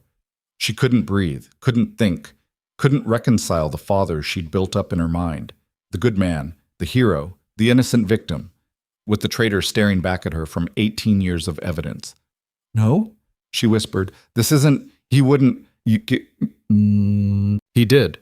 Victor's voice was almost gentle. "Nikolai Varek was working with the Russians. He was planning to testify, and when your grandfather discovered it, he ordered the execution. I simply carried it out." He looked at Cassian. "Everything I told you was true. Nico was guilty, and you've spent 18 years mourning a traitor." Cassian was still staring at the documents. His hands were shaking. When he finally spoke, his voice was hollow. "You kept this hidden. Why?" "Because you loved him. Because losing him destroyed you. Because I thought..." Victor actually looked pained. "I thought the truth would be too much. That knowing your hero was actually a traitor would break what was left of you. So I hid the evidence. Let you believe he was innocent. Let you carry guilt for something that wasn't your fault." He stepped forward. "I protected you, Cassian, even when you hated me, even when you spent years trying to prove I was the villain. I protected you." The hall was spinning. Elara gripped the edge of the table to stay upright. This couldn't be real, couldn't be true. Her father. But the evidence was there. Irrefutable, documented, real. "The execution footage," Cassian said weakly. "You smiled before you pulled the trigger. Because Nikolai spat in my face. Called me a dog. Told me I'd burn in hell for serving the family." Victor's expression hardened. "He was a traitor to the end. And yes, I executed him. And no, I don't regret it. Because that's what we do to traitors." One of the council members spoke up. "If this is true, then Victor acted correctly. The execution was justified." "More than justified," another added. "He protected the family from a serious threat. And the Russian connections?" Cassian's voice was desperate now, grasping. "The shell companies, the meetings with Volkov." "Intelligence gathering," Victor said smoothly. "I've been tracking Russian operations for 2 decades, meeting with their operatives, feeding them false information, learning their plans. Those shell companies? Front operations approved by your father before he died. Ask Arbin. He was there when the council authorized them." Every eye turned to Arbin. The old man looked uncomfortable, but nodded slowly. "It's true. Your father wanted eyes inside the Russian organization. Victor volunteered." The floor dropped out from under Elara's world. Everything she'd believed, everything Cassian had told her, everything they'd built their case on. It was all backwards. Victor wasn't the villain. Her father was. "The warehouse footage still shows you executing an unarmed man," Elara said. Her voice came out strangled. "That's murder." "That's justice." Victor's eyes were cold. "Your father betrayed the family, took Russian money, got good men killed, and when we caught him, he tried to flip, tried to make a deal with the FBI. He was going to destroy everyone he'd ever worked with to save his own skin." He looked at her without pity. "I'm sorry you had to learn this way, but your father wasn't a hero. He was a coward and a traitor, and he died like one." Cassian was still holding the documents, staring at them like they were written in a language he couldn't understand. When he finally looked up, his face was destroyed. "Nico made me promise, before he died. He made me promise to protect Elara. Because he knew what would happen to her if the truth came out." Victor's voice softened slightly. "He knew that being the daughter of a traitor would put a target on her back. So he used his last breath to extract a promise from you, to make sure someone would keep her safe after he was gone." He paused. "Even in death, Nikolai was manipulating you. That's not..." Cassian's voice broke. "He wasn't..." "He was!" Victor moved closer, put a hand on Cassian's shoulder. "And I'm sorry. I'm sorry I couldn't protect you from this. Sorry you had to learn the truth like this. But it is the truth, nephew, and you need to accept it." Elara was crying. She didn't remember when she'd started. Tears just ran down her face while the world collapsed around her. Her father, the man she'd spent her whole life trying to remember, had been a traitor, a liar. Someone who'd gotten people killed for money. And Cassian had built his entire identity around avenging a man who didn't deserve it. The council was murmuring now, passing the documents around, examining the evidence, and slowly, One by one, they were nodding, accepting Victor's version of events, because it made sense, because it fit the facts better than the alternative, because it was true. "The meeting is over," Arbin announced. "Viktor Drakov has been cleared of all charges. The evidence against Nikolai Varek is conclusive. This council finds that the execution was justified and that Viktor acted in accordance with family law." "No," Cassian said. "No, that's not. We had proof. Us. You had footage of a lawful execution and circumstantial evidence about intelligence operations you didn't understand." Arbin's voice was firm but not unkind. "I know this is hard, Cassian. I know you love Nikolai, but you need to let this go, for your own sake." "For the family's sake," another council member added. One by one, they filed out. Victor's men followed, then the rest, until only Cassian, Elara, Victor, and Arbin remained in the massive hall. Victor looked at them both. "I'll give you time to process this. But Cassian," his voice hardened, "you sent that footage to 47 people. You've damaged this family's reputation, made us look fractured and weak. That has consequences." "What kind of consequences?" Cassian's voice was dead. "The council will discuss it, but you've committed a serious breach of protocol. At minimum, you'll be suspended from operations. At maximum—" Victor didn't finish, didn't need to. He left. Arbin followed with an apologetic look. The door closed. Silence crashed in like a tidal wave. Elara couldn't look at Cassian, couldn't face him, because everything between them had been built on a lie. On the memory of a man who didn't exist. On promises made to someone who didn't deserve them. "I need to go," she said. Her voice sounded hollow. I can't." "Elara." Cassian reached for her. She pulled away. "Don't, please don't. Your father was a traitor." The word tasted like poison. "He betrayed you, betrayed your family, got people killed, and I—" Her voice cracked. "I believed he was innocent. I pushed you to go after Victor. I made you send that footage to everyone. And now the entire city knows the Drakov family is unstable. Because of me. This isn't your fault, isn't it?" She finally looked at him. "You were trying to keep the peace, trying to handle this carefully. And I convinced you to burn it all down, to make it public, to force a confrontation. And for what? To clear the name of a man who didn't deserve clearing?" Cassian looked like he'd aged 10 years. "I spent 18 years hunting for the truth.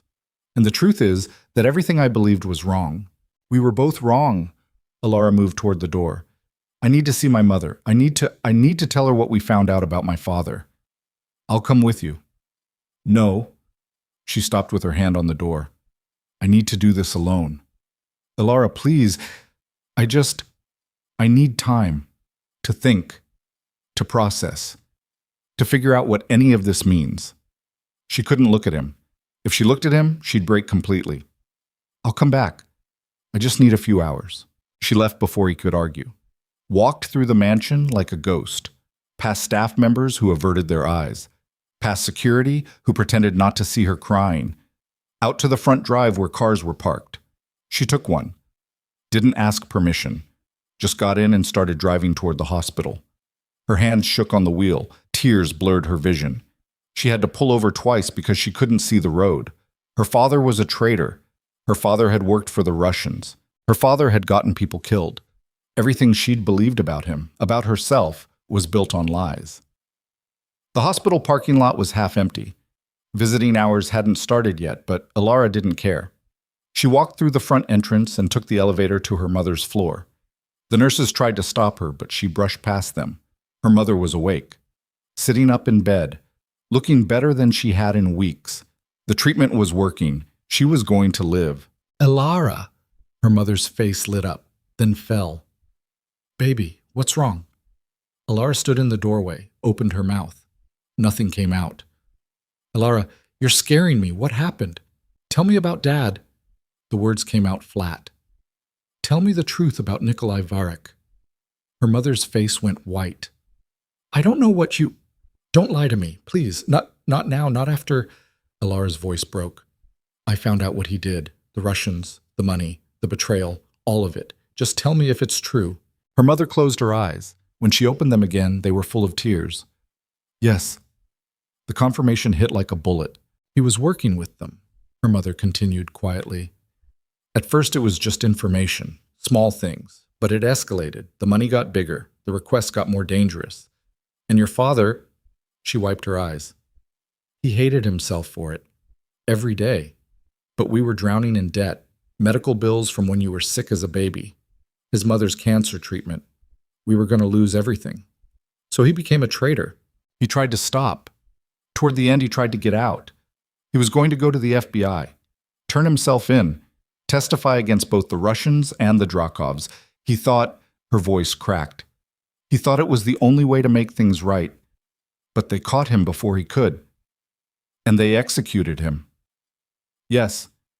Elara sank into the chair beside the bed. "Why didn't you tell me?" "Because I wanted you to remember him as a good man, not as—" Her mother reached out, took Elara's hand. "He loved you so much, baby. Everything he did, all the terrible choices, he did them because he was trying to give you a better life. By betraying everyone who trusted him? I'm not saying it was right. I'm saying it's complicated. Your father wasn't a hero, but he wasn't a monster either. He was just a man who made terrible decisions and paid for them." Elara pulled her hand away. "I married Cassian Drakov because I thought his family killed an innocent man.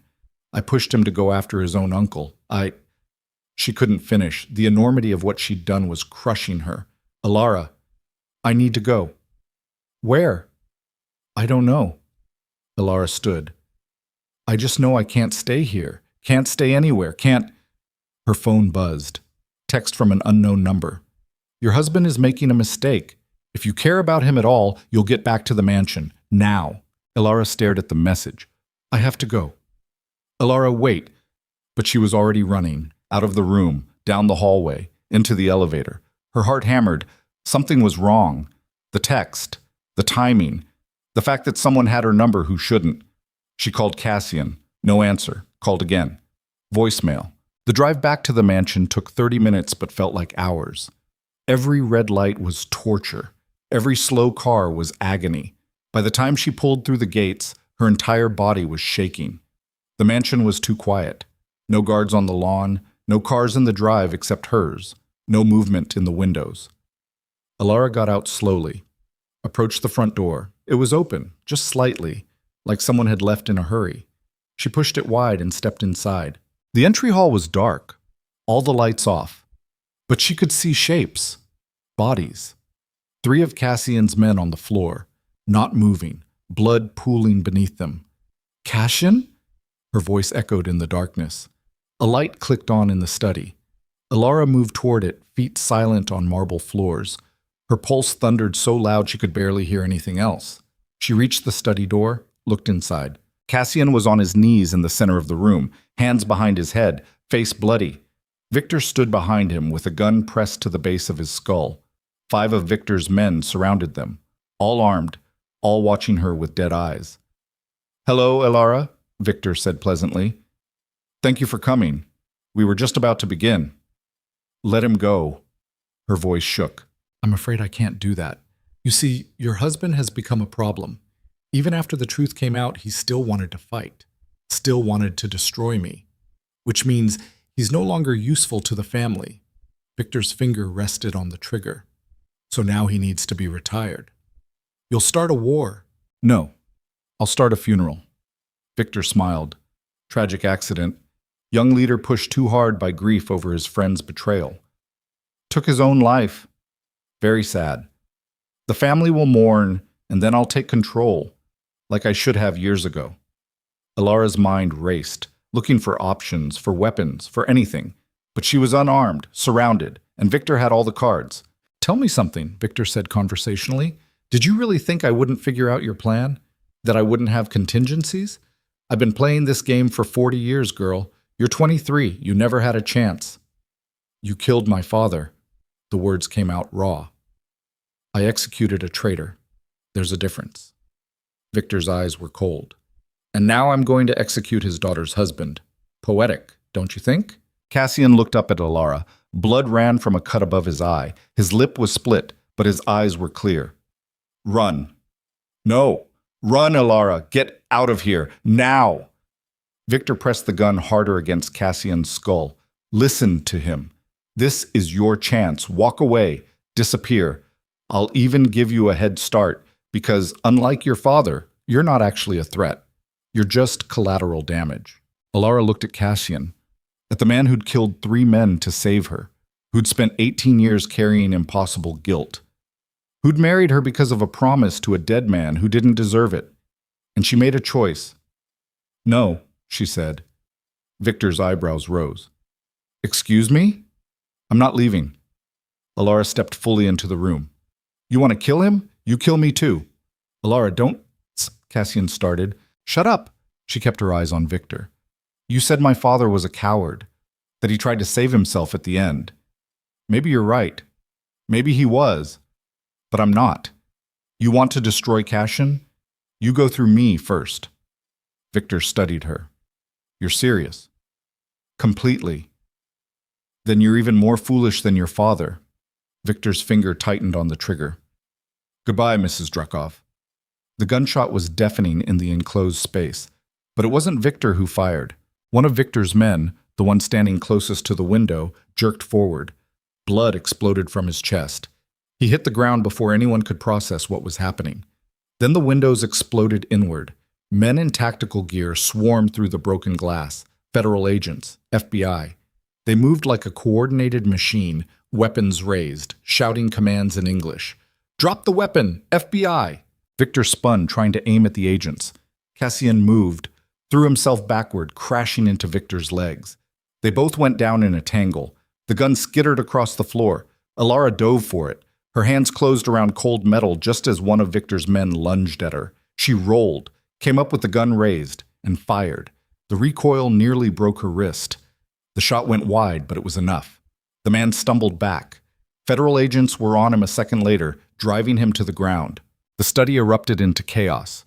Gunfire, shouting, bodies hitting floors. Elara couldn't track all of it, could barely breathe through the adrenaline flooding her system. Then someone was grabbing her, pulling her down behind Cassian's desk. Strong hands.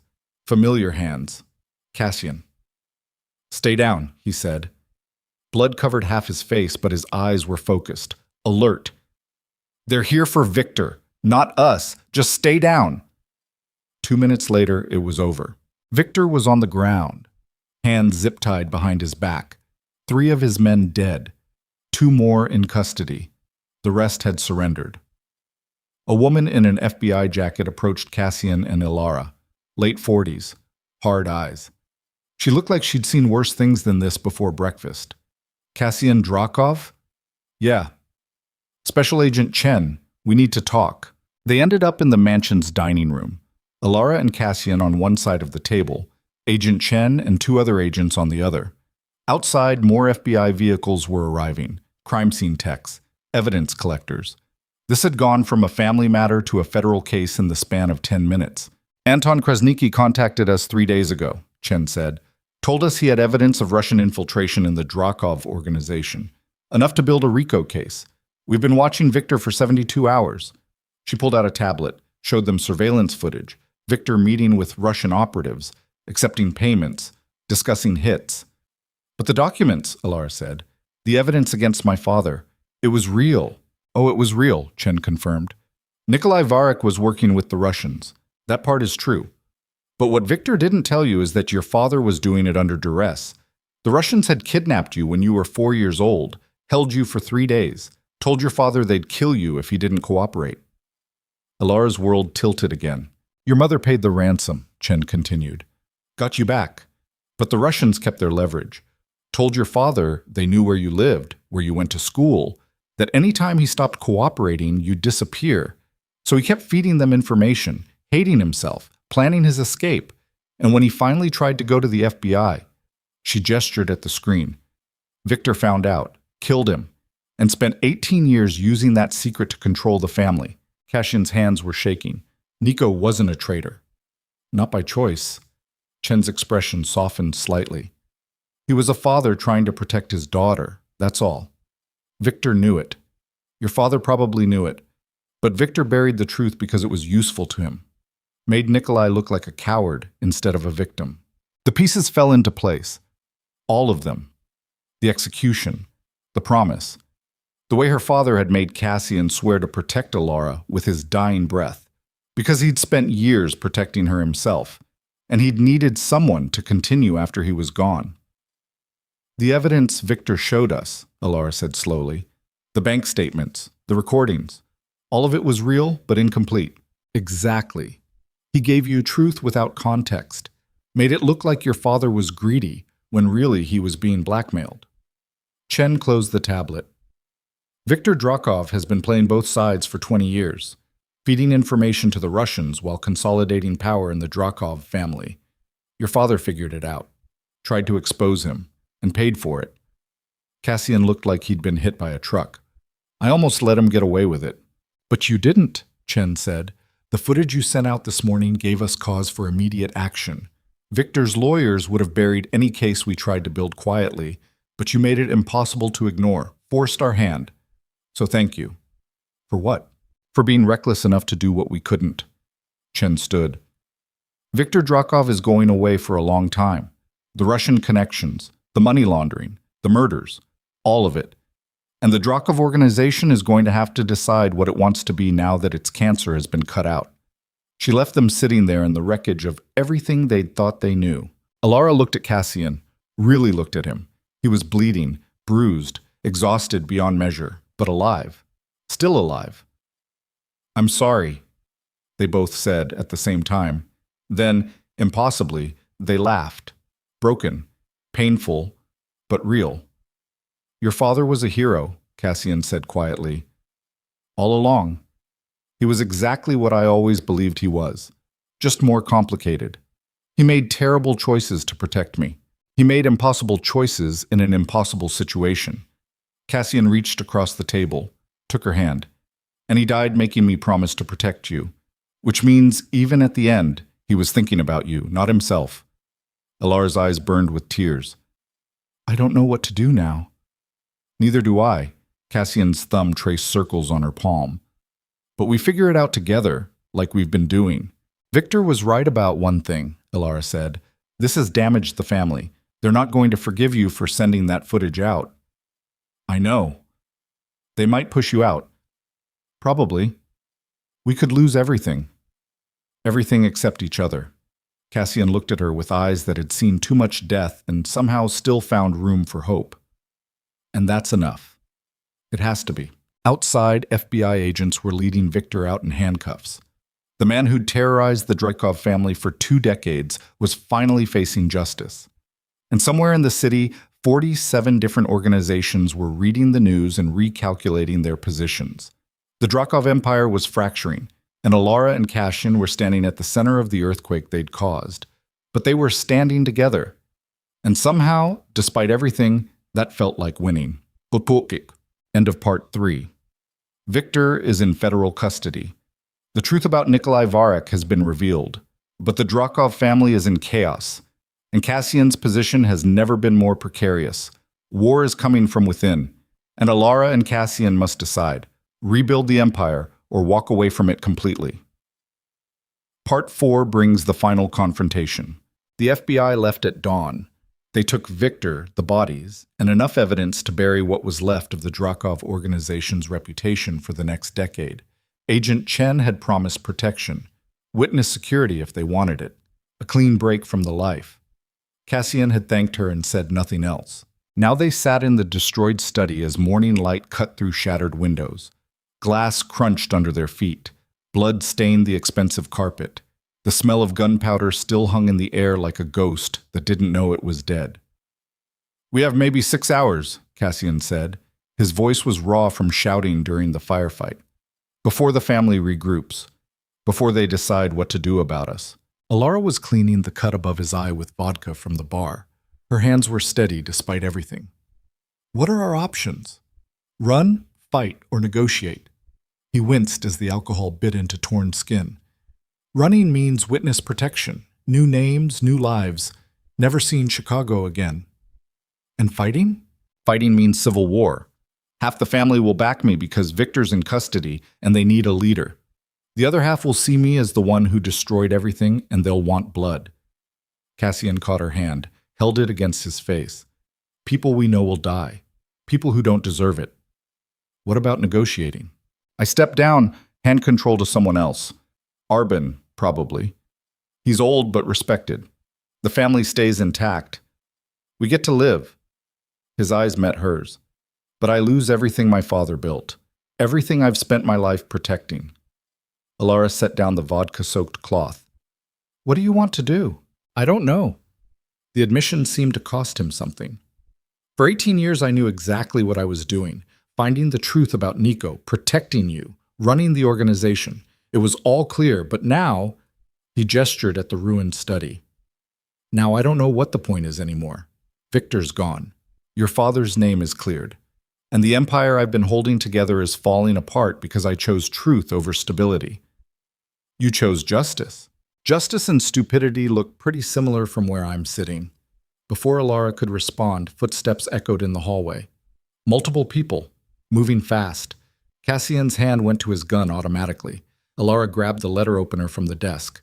Not much of a weapon, but better than nothing. The door opened. Arbin walked in first. Behind him, 10 men. Faces Elara recognized from the family meeting. Council members. The ones who'd voted to clear Victor. The ones who probably wanted Cassian's head on a platter now. We need to talk, Arbin said. His voice was tired. He looked like he'd aged a decade overnight. Now. Cassian stood slowly. I'm listening. Not here. Arbin glanced at the bloodstains, at the broken windows. The hall. 1 hour. Full council. And Cassian, his eyes were sad. Bring your wife. She's part of this now, whether she wants to be or not. They left without waiting for an answer. Footsteps faded. Doors closed. Silence crashed back in. That didn't sound like a negotiation, Elara said quietly. No, that sounded like a trial. Cassian checked his gun, reloaded it with practiced efficiency. They're going to force me out. Question is whether they do it clean or bloody. Then we make them choose clean. How? Elara thought fast. You said half the family might back you. Who are they? The younger generation mostly. The ones who are tired of the old ways, who see Victor's arrest as proof the family needs to change. Cassian holstered the gun. But they're outnumbered. The old guard controls the council, and the old guard wants stability even if it means sacrificing justice. So we give them both. Explain. You step down as head of the family, but not quietly. You do it publicly, in front of the full council, and you name your successor. Elara moved closer. Someone young. Someone the old guard can't refuse. Someone who represents change, but also continuity. There's nobody like that. Yes, there is. She held his eyes. Me. Cassian stared at her like she'd just suggested flying to the moon. You're not serious. Completely serious. The plan was forming as she spoke. I'm Nikolai Varick's daughter. The family knew my father, respected him, and now they know he was killed protecting his child from Russian blackmail. That makes me a sympathetic figure. You're also American, an outsider, and you've been part of the organization for exactly 3 weeks, which means I have no old grudges, no history of violence, no loyalty to any faction except the one trying to clean this place up. Elara grabbed his hands. The old guard wants stability. The young generation wants change. I'm young enough to represent the future, but connected enough to the past that I'm not a complete unknown. And most importantly, she squeezed his hands. They can't accuse me of trying to seize power. I'm not Drakov blood. I'm just the wife trying to hold things together after her husband got dragged through hell for doing the right thing. They'll never go for it. They might, if you sell it right. She could see him thinking, see the gears turning behind exhausted eyes. You frame it as your final act, your sacrifice for the family. You're stepping down not because you're weak, but because you're putting the organization ahead of your ego, and you're trusting them, trusting the council, to accept your choice of successor as the olive branch that keeps this family from tearing itself apart. Cassian was quiet for a long moment. If this goes wrong, they'll kill us both. And if we run, We spend the rest of our lives looking over our shoulders. If we fight, we start a war that kills dozens of people. Elara's voice steadied. This is the only play that doesn't end in blood. You'd be running a criminal organization, for now, but I'd also be in position to change it, to push the family toward legitimate business, to honor what my father died trying to protect. She paused. Isn't that what you've wanted all along? To make the Drakov name mean something other than violence and corruption? Yes, but I wanted to do it myself. And look where that got you. The words came out harsher than intended. I'm sorry. I just meant, you've been carrying this alone for too long. Let me help. Let me be the face they can accept while you work behind the scenes to actually change things. He studied her face like he was seeing her for the first time. When did you become this person? Around the time I married a crime lord and got kidnapped twice in 1 week. She managed a tired smile. Turns out I adapt fast under pressure. Your father would be proud of you. I hope so. Her throat tightened. Because I'm about to gamble both our lives on a plan I came up with 5 minutes ago. Cassian pulled her close, kissed her forehead. Then let's make it count. They spent the next 45 minutes preparing.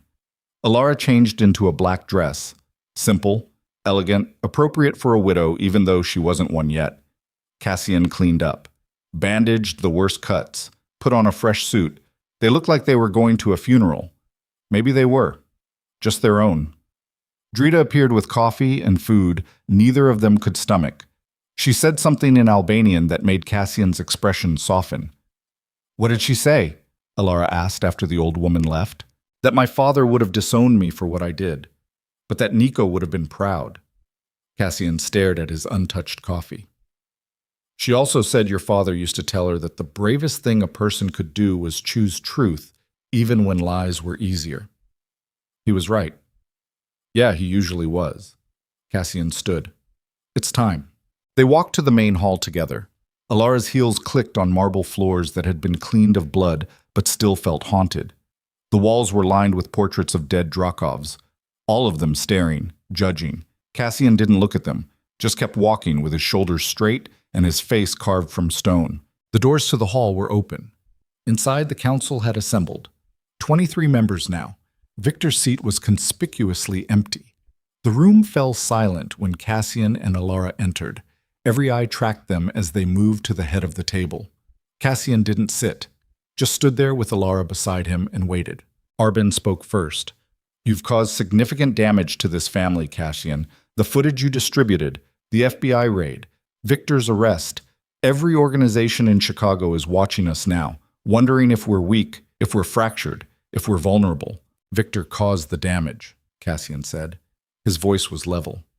He spent 20 years selling us out to the Russians. He killed Nikolai Varik to cover his own crimes. He was going to execute me last night to consolidate power. I stopped him. The FBI stopped him. And now he's facing federal charges that will put him away for life.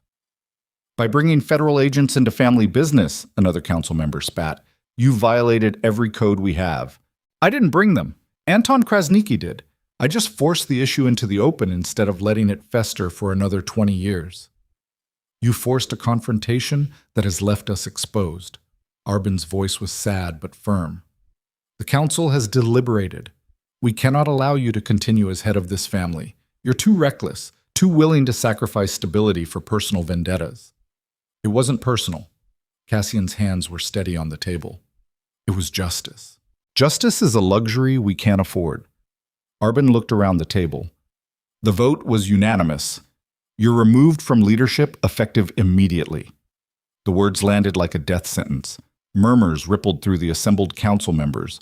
Some looked relieved, others uncomfortable. A few of the younger ones looked angry but stayed silent.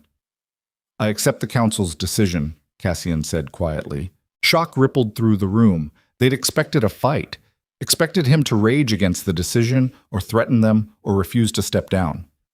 Instead, he just stood there looking exhausted and ready for it to be over. However, Cassian continued, I have one condition.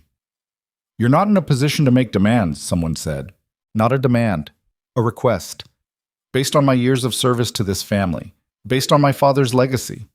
Based on the fact that I'm stepping aside to preserve unity instead of forcing you to choose sides in a civil war. His eyes moved across the table. I want to name my successor. Arbin frowned. That's not protocol. Protocol got us Viktor Drakov running things for 2 decades while he sold us out piece by piece. Maybe it's time for something different. Who did you have in mind? Arbin's tone was skeptical. Cassian's hand found Elara's. My wife. Absolute silence. Then chaos erupted. You can't be serious. She's not even family. An American woman leading the Drakov organization. This is insanity. Cassian's voice cut through the noise like a knife. Elara Varek Drakov is Nikolai's daughter. The daughter of a man who gave his life trying to protect this family from the cancer that was eating it from within. She has no ties to the old grudges. No loyalty to any faction except the one that wants to see this organization survive and evolve. She's young enough to represent the future, but connected enough to the past that she honors what we were. She's been in the family for 3 weeks, someone protested. And in that time she's been kidnapped twice, threatened by Viktor, and stood beside me when federal agents raided this house. She's proven her courage, her loyalty, and her willingness to sacrifice for something bigger than herself. Cassian's grip on Elara's hand tightened. She's also the only person in this room who doesn't have blood on their hands, which means she's the only one the FBI might actually trust when we're rebuilding relationships with law enforcement. That landed. Elara could see it in their faces. The practical calculation replacing emotional resistance. They needed someone clean, someone the authorities wouldn't immediately target, someone who could be the public face while the real work happened behind closed doors. The girl has no experience, Arbin said, but his tone had shifted. Less opposition, more consideration. She'll have advisors, the council, me, working behind the scenes. Cassian looked at Arbin directly. You know this family needs to change, needs to move away from the violence and corruption that got Viktor arrested. Elara represents that change. Give her a chance. 1 year. If she fails, the council can vote her out and replace her with someone else. And what do you get out of this? Someone asked suspiciously. I get to keep the promise I made to Nikolai Varek 18 years ago. Cassian's voice was raw. To protect his daughter, to make sure she has a life worth living. And to maybe, just maybe, turn this organization into something her father would have been proud of instead of something he died trying to expose. Arbin was silent for a long moment. Then he looked at Elara. You understand what you'd be taking on? The danger? The responsibility? The fact that every decision you make will be scrutinized and judged? Elara stepped forward. Her heart was hammering, but her voice came out steady. I understand, and I accept it. Not because I want power, but because my father died trying to protect me from the Russians who were using him. And Cassian has spent 18 years trying to honor that sacrifice. If I can help build something good from all that pain, if I can help this family become something other than a cautionary tale, then I'll do it. You realize many people in this room don't want a woman leading them, someone said. Not hostile, just factual. Then they should get used to disappointment. Elara's eyes swept the table. Because I'm not going to apologize for my gender, or my age, or my nationality. I'm going to do the work, make the hard decisions, and prove that leadership isn't about who's the most violent or the most feared. It's about who's willing to carry the weight when everyone else is too tired to lift it. Silence fell again, but different this time. Thoughtful instead of hostile. I want to hear from the younger members, Arbin said. This affects your future more than ours. A man around 30 stood up. Elara recognized him from the first meeting, one of Cassian's lieutenants. I support this. We need change, real change. Not just swapping one old man for another. Elara represents something new. And if she fails, he shrugged. We're in the same position we're in now. Nothing lost. Everything to gain, another young member added. Viktor's arrest has already damaged our reputation. Putting someone unexpected in charge might actually work in our favor. Shows we're adapting instead of dying. And if the Russians retaliate? An older member asked. If they decide Nikolai's daughter is a target? Then they'll have to go through all of us, Cassian said quietly. Because she's family, and we protect family. That's the one tradition worth keeping. More silence. Then Arbin stood. The council will vote, all in favor of accepting Cassian's resignation and appointing Elara Varek Drakov as interim head of the family for a trial period of 1 year? Hands went up. Elara counted them. 12. Not a majority, yet. All opposed? 8 hands, 3 abstentions. The motion passes, Arbin said. By council vote, Elara Varek Drakov is now the acting head of the Drakov family, pending approval after 1 year of leadership. He looked at Elara. May you serve with more wisdom than those who came before you. It was done. Just like that. Elara had gone from veterinary student to mob wife to mob boss in less than a month. The absurdity of it would have been funny if it wasn't terrifying. The meeting broke up. Council members approached to offer congratulations that ranged from genuine to deeply skeptical. Cassian stayed beside her the entire time, a silent presence that somehow made the whole thing feel less insane. When the hall finally emptied, Elara sagged against the table. Did that actually just happen? Yes. I'm in charge of a criminal organization. Technically, you're in charge of a business conglomerate with some illegal side operations that you'll slowly phase out over the next year while transitioning to legitimate revenue streams. Cassian's mouth twitched. But yes, basically, you're a mob boss now. I'm 23 years old. Alexander the Great conquered half the known world by the time he was your age. You can handle Chicago. Elara laughed. It came out slightly hysterical. This is insane. Completely. Cassian pulled her close. But you were incredible in there, the way you stood up to them, the way you owned the moment. I've never seen anything like it. I was terrified. I know, but you didn't let them see it. That's what matters. He kissed the top of her head. Your father would have been so proud. The words hit harder than expected. Elara's eyes burned. I wish I could tell him that it wasn't all for nothing, that his sacrifice actually mattered. He knows. Cassian's voice was certain. Wherever he is, he knows. And he's probably laughing at the cosmic justice of his daughter ending up in charge of the organization that killed him. Dark humor, Cassian. It's all I have left. They stood there in the empty hall while morning light streamed through tall windows. Outside, Chicago was waking up. People going to work, living normal lives, having no idea that the city's underworld had just shifted on its axis.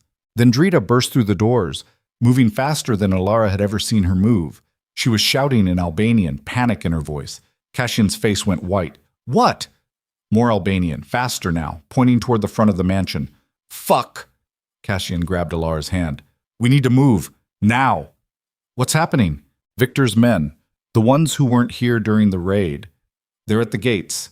20 of them. Armed. He was pulling her toward a side exit. They heard about the council vote. They're not accepting it. They're not bound by council decisions. They're loyal to Victor personally, and they're here to finish what he started last night. They ran. Through hallways, downstairs, into the basement level that Elara had never seen. Cassian pulled out his phone and made 3 rapid calls in Albanian while they moved, calling for backup, but his expression said it wasn't going to arrive in time. They reached a room that looked like an armory. Weapons lined the walls.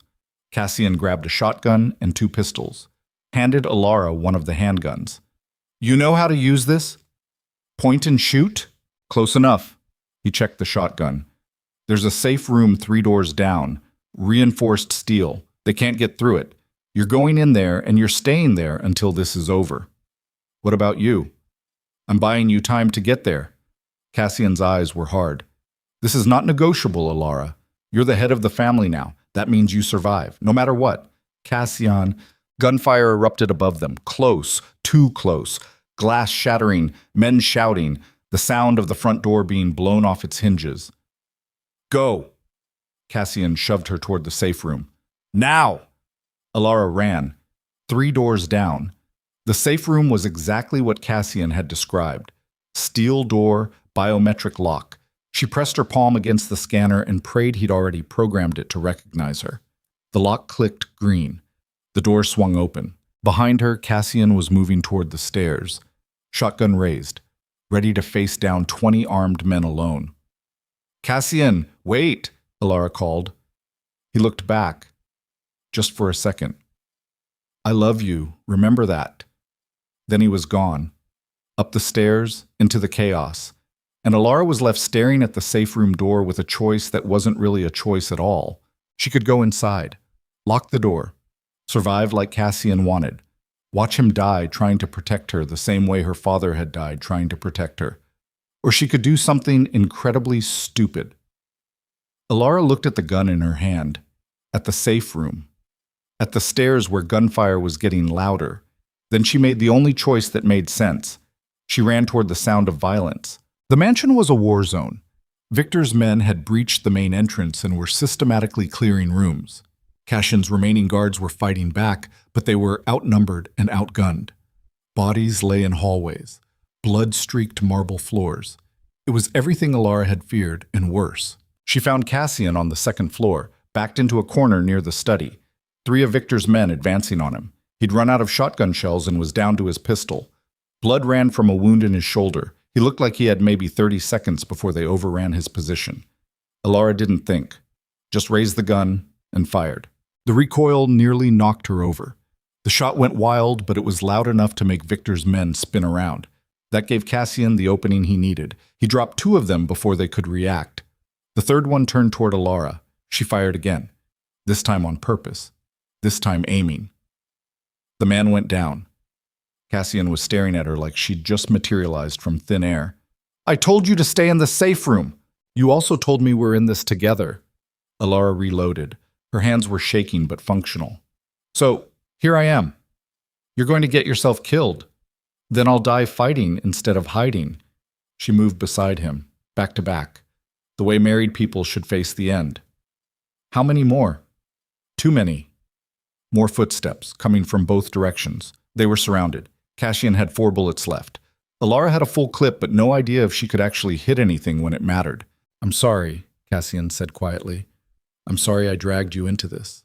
Sorry I couldn't give you the normal life you deserved." "I wouldn't have wanted it." Alara's finger rested on the trigger. "Normal was always overrated anyway." The footsteps were getting closer. Cassian's grip on his gun was steady. Alara's heart hammered, but she kept breathing. In, out, like she was about to perform surgery instead of fight for her life. Then the footsteps stopped. Silence crashed in. Heavy, wrong. A voice called out. "Cassian Drakov!" Not Albanian. English. American accent. Male. Cassian tensed. "Who are you?" "Someone who has a vested interest in keeping you and your wife alive." The voice was calm, almost pleasant. "Lower your weapons. We're not here to hurt you." "Hard to believe when you just shot up my house." "That was Victor's men. We shot them." Footsteps again, closer. "We've been tracking Viktor Drakov's operations for 18 months. When the FBI arrested him last night, his remaining loyalists panicked. We've been cleaning them up all morning. You just happened to be the last stop." A man stepped into view, late 50s, gray suit, government haircut. He had the look of someone who'd spent decades doing ugly work in dark places. Behind him, 4 others, all armed, all moving like professionals. "Who the hell are you?" Cassian demanded. "CIA." The man pulled out credentials. "I'm Handler Morris, and you and your wife just did us a massive favor by exposing Victor's Russian connections. So consider this our way of saying thank you." He holstered his weapon. "The area is secure. Victor's men are neutralized, and you're both going to live long enough to see what kind of empire you build from the ashes." Elara's gun lowered slowly. "The CIA cares about Chicago mob politics?" "We care about Russian infiltration in American criminal organizations. Victor was a major pipeline. Now he's gone. And you're in charge." Morris smiled. "We'll be watching to see what you do with that power. Let's hope you're as reform-minded as your file suggests." He walked away. His team followed, like ghosts that had never been there. Cassian and Elara stood in the ruined hallway surrounded by bodies and bullet holes and the wreckage of everything they'd known. "Did the CIA just save our lives?" Elara asked. "I think so." "Why?" "Because we're useful to them now. An American woman running a Chicago crime family. Someone they can potentially work with instead of against." Cassian lowered his gun. "We just traded one set of masters for another." "Can't say I love that." "Me neither." He looked at the bodies, at the blood, at the evidence of how close they'd just come to dying.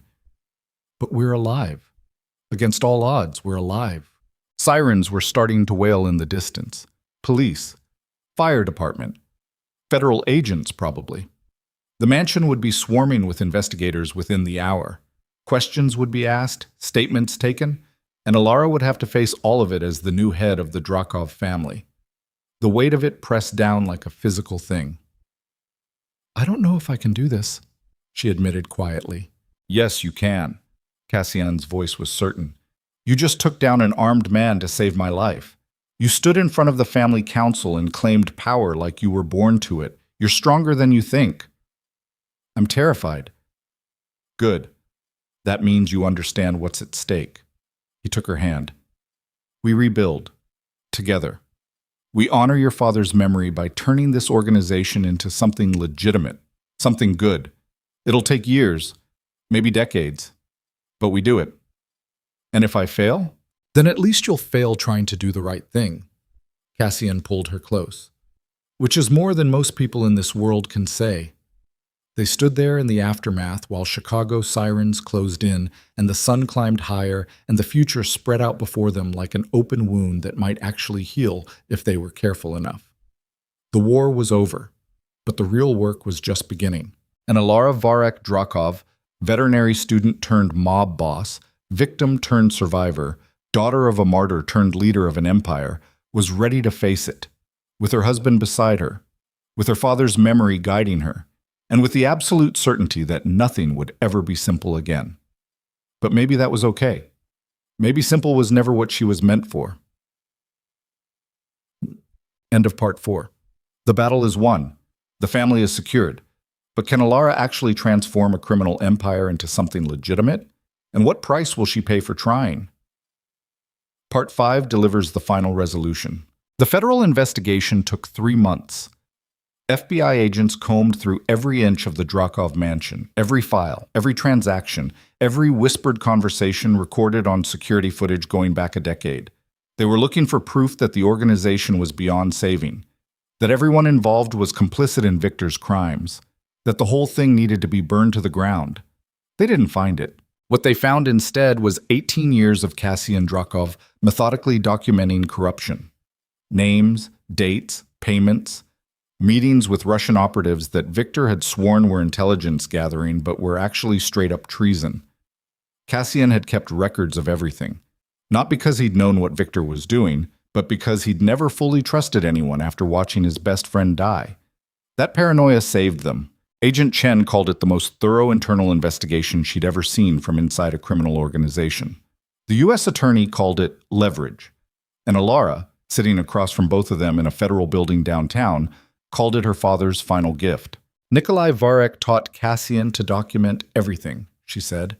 Her voice was steady despite 3 months of legal hell.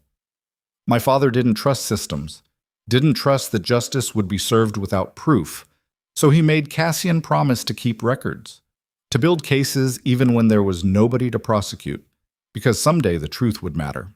And it does, Chen said. Viktor Drakov is facing 47 federal charges. Life in prison. No parole. The Russian operatives he was working with are being rounded up as we speak. This is the biggest organized crime bust in Chicago history. What about us? Elara asked. Chen and the U.S. attorney exchanged looks, the kind of look that meant they'd already had this conversation a dozen times before this meeting. The Drakov family business has been involved in criminal activity for decades, the U.S. attorney said carefully. Money laundering, extortion, racketeering, we could prosecute, but he gestured at the files stacked on the table.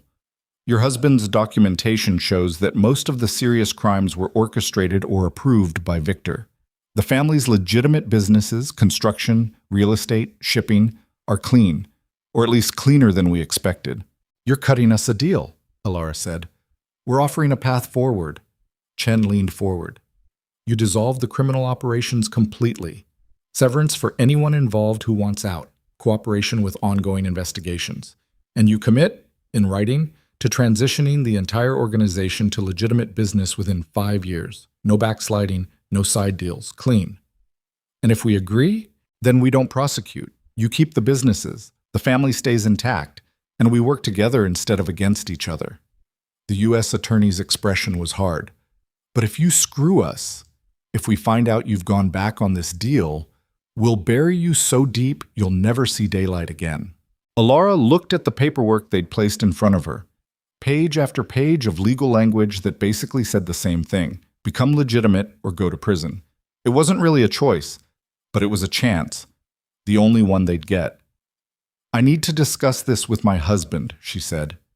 "You have 24 hours, the U.S. attorney replied. "After that, the offer expires, and we proceed with prosecution." The meeting ended. Elara walked out of the federal building into October sunlight that felt too bright for the conversation she'd just had.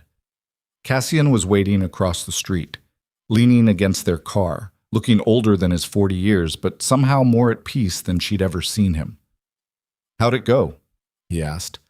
"They're offering a deal, full immunity if we go completely legitimate within 5 years. And if we don't take it, prison, for both of us. And anyone else they can prove was involved in criminal activity." Cassian nodded slowly. "So we take the deal. Just like that?" "Just like that." He opened the car door for her. "I've spent 18 years running an empire built on violence and fear. I'm tired, Elara, tired of looking over my shoulder, tired of wondering which of my own people is going to put a bullet in my back. If the FBI wants to give us an exit ramp, I'll take it." They drove back to the mansion in silence. The place had been cleaned and repaired, but it still felt haunted. Too many ghosts walking the hallways. Too many memories soaked into the walls. Elara had suggested they sell it and buy something smaller, somewhere without bloodstains and bullet holes. But Cassian wasn't ready yet. Said he needed to face the past before he could let it go. That night they sat in the study, the same room where Victor had held Cassian at gunpoint, where the FBI had stormed in, where everything had almost ended, and went through the family's business holdings piece by piece. "Construction company is clean," Cassian said, marking it off. "Real estate portfolio mostly clean except for 3 properties that were being used as fronts for bookmaking operations. We sell those." "What about the shipping business?" Elara asked. "Legitimate cargo during the day, smuggled goods at night. We keep the day operations, fire everyone involved in smuggling, and audit the hell out of what's left." They worked until 3 in the morning, building the plan, deciding who stayed and who had to go. It was brutal math. People who'd been with the family for decades had to be let go because they couldn't be trusted to go straight. Younger members who wanted change got promoted over older heads who resented it. By dawn, they had a blueprint. 5 years. Complete transformation. No compromises. "This is going to destroy half the family," Elara said, staring at the list of names they'd have to cut loose. "Better than destroying all of it." Cassian rubbed his eyes. "Your father tried to get out, tried to take the family legitimate. Victor killed him for it. We're getting the chance he never had. We'd be idiots not to take it. What if I'm not strong enough to pull this off?" Cassian looked at her, really looked at her. 3 months ago, you were a veterinary student trying to save your mother. Now you're negotiating with the FBI and restructuring a criminal empire. You're stronger than you think. I'm terrified. Good. That means you're paying attention. He reached across the desk and took her hand.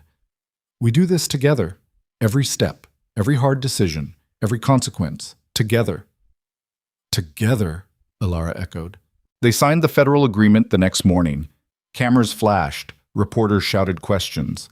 The headline that evening was predictable. Mob boss goes straight. The city didn't know whether to be relieved or skeptical. Most settled on both. The real work started immediately. Elara called a family meeting. Full attendance required. The mansion's main hall was packed. Every member of the Drakov organization, from the council elders to the newest recruits, they looked at her with expressions ranging from hope to hostility. She was still an outsider to many of them. Still the American girl who'd married into power and somehow ended up running things. She stood at the head of the table and didn't bother with pleasantries. Victor Drakov is going to prison for the rest of his life, she said. Her voice carried through the hall. He sold this family out to the Russians for 20 years. He murdered Nikolai Varek, a good man who tried to protect all of you, to cover his crimes. And he would have destroyed everything our fathers and grandfathers built if we hadn't stopped him. Silence. Everyone listening. The FBI has offered us a way forward. Complete immunity in exchange for going legitimate. No more criminal operations. No more violence. No more looking over our shoulders wondering when the next raid is coming. She paused. It won't be easy. People will have to leave, operations will shut down, money will be tight while we restructure. But at the end of it, we'll have something real, something sustainable, something we can be proud of. And if we don't want that, someone called out, if we prefer the old ways, then you leave now with severance and my blessing, because the old ways are over. Elara's eyes swept the room. Victor's arrest proved that. The FBI breathing down our necks proved that. And my father dying trying to expose corruption from within proved that. We either change or we die. Those are the only options. Murmurs rippled through the crowd, some nodding, some shaking their heads. The younger generation looked energized.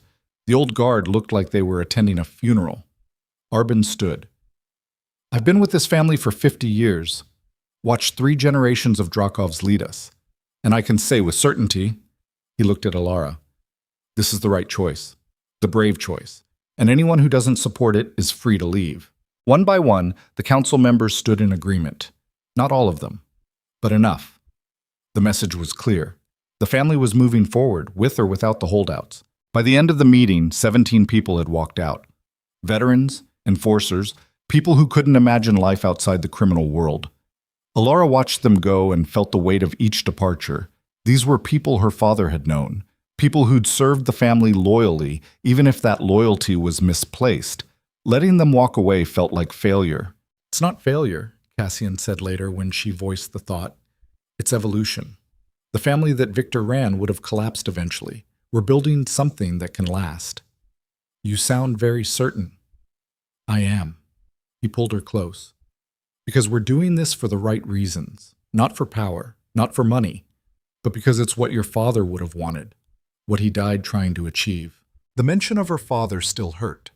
3 months hadn't been enough to process everything she'd learned. The blackmail, the forced cooperation with Russians, the desperate attempt to go to the FBI before Victor executed him. Her father had been a hero and a victim and a complicated man making impossible choices, just like her. I want to visit his grave, Elara said suddenly. Now? Now. They drove to the cemetery in the fading afternoon light. It was north of the city, quiet, well-maintained, the kind of place where people came to remember instead of mourn. Cassian had shown her the location 2 weeks after the family meeting. A simple headstone, no elaborate monument, just a name and dates. Nikolai Varek, 1975 to 2008. Father, friend, protector. Elara knelt beside his grave. The grass was soft beneath her knees. Wind moved through nearby trees, making sounds like whispered conversations. She'd been here 3 times now, each visit trying to say something that mattered, each time failing to find the words. I'm running the family now, she said to the headstone. Cassian stepped down. The council voted me in. And I know that's insane, but it's what happened. Her voice caught. I'm trying to do what you wanted, make them legitimate, turn the violence into something productive. It's harder than I thought it would be. Cassian stood a few feet away, giving her space but close enough to catch her if she fell. I'm sorry I didn't know you better, Elara continued. Sorry Mom kept us moving so much that I barely remember your face. Sorry it took me 23 years to understand what you were trying to do. She touched the cold stone. But I'm going to finish it. The work you started. The change you died for. I'm going to make it real. The wind picked up, carrying the smell of autumn leaves and distant rain. Elara stayed there for a long time, just breathing, just existing in the space her father occupied. When she finally stood, her knees were stiff and her eyes were wet, but something in her chest had loosened. Not healed, but better. Cassian took her hand. He'd be proud of you. You think so? I know so. Nico always said the bravest thing a person could do was choose the hard right over the easy wrong. Cassian's voice was soft. You're doing that every day. That's all he ever wanted.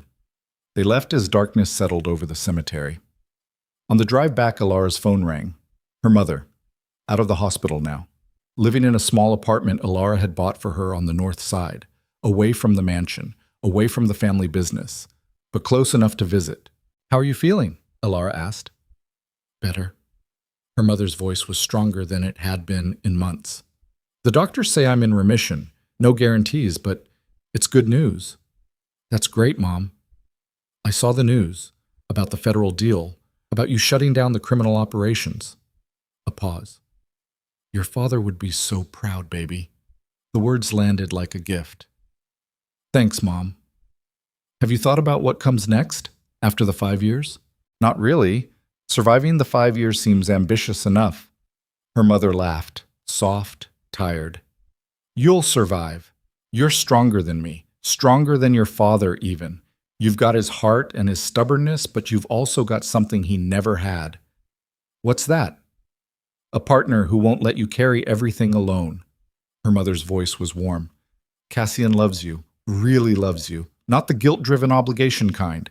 The real thing. Hold on to that. I will. They talked for another 20 minutes. Small things. Normal things. For the first time in months, it felt like a regular conversation between mother and daughter instead of two people drowning in impossible circumstances. When they finally hung up, Elara felt lighter. Your mom okay? Cassian asked. Better than okay. She's thriving. Elara looked out at Chicago rolling past the windows.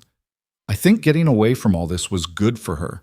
Gave her permission to just be a person instead of the wife of a dead traitor. She's stronger than people gave her credit for. Yeah, she is. They spent the next 4 years rebuilding. It wasn't glamorous. Wasn't easy. There were setbacks. Betrayals. Moments when it felt like the whole thing would collapse under the weight of decades of institutional corruption. But slowly, painfully, they made progress. The construction company expanded, built hospitals and schools instead of fronts for money laundering. The real estate portfolio cleaned up, sold off the dirty properties and invested in affordable housing developments. The shipping business pivoted to exclusively legal cargo and became one of the most profitable legitimate operations in the city.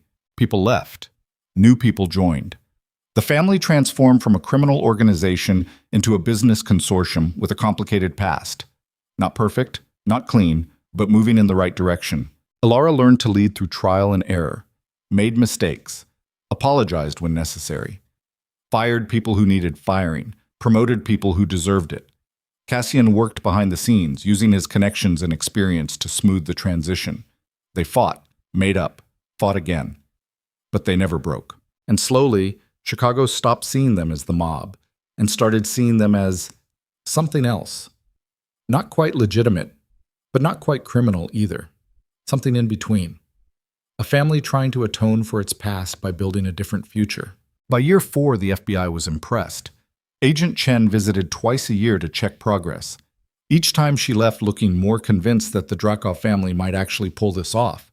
The U.S. attorney stopped threatening prosecution and started treating them like any other business entity that needed oversight. It felt like winning. But winning came with scars. Elara stood in front of a mirror on a cold February morning, 5 years after signing the federal deal, and barely recognized the woman staring back. She'd turned 28 last month, felt 40. Gray hair was threading through the brown at her temples.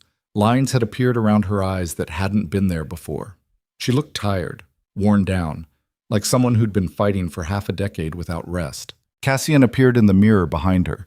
He'd aged too, more silver in his hair, deeper lines around his mouth, but his eyes were clearer, less haunted, like he'd finally made peace with ghosts that had chased him for 2 decades. You okay? He asked. Just thinking. Elara turned to face him. 5 years ago, I was studying for my veterinary boards. Now I'm running a business empire and negotiating with the FBI. Sometimes it feels like I'm living someone else's life. Regret it? No, just, it's a lot. Yeah, it is. Cassian moved closer. But we did it. 5 years, complete transformation. The FBI is signing off on the deal today. We're free. The words should have felt triumphant. Instead, they just felt heavy. What do we do now? Anything we want. Cassian took her hands. We could sell everything. Walk away. Start over somewhere nobody knows our names. Or we could keep building. Turn this into something genuinely good. It's your choice. Elara thought about it. Really thought about it. The mansion, the businesses, the family members who'd stayed loyal through 5 years of upheaval. The promise she'd made to her father's grave. We keep building, she said. But differently. Less time in boardrooms. More time actually living. Maybe even, she hesitated. Maybe even start thinking about the future beyond business. Cassian's expression shifted. What kind of future? The kind with kids, family, normal stuff that normal people do. She met his eyes. I want that, do you? He pulled her close. Yeah, I do, I really do. They went to the federal building together, signed the final paperwork. Agent Chen shook their hands and told them they'd done the impossible. The U.S. attorney actually smiled, said the Drakov family was proof that people could change if they wanted it badly enough. Outside, reporters were waiting. Cameras. Questions. The story had grown over 5 years. From mob boss goes straight to successful rehabilitation of a criminal empire. They'd become proof of concept, evidence that reform was possible.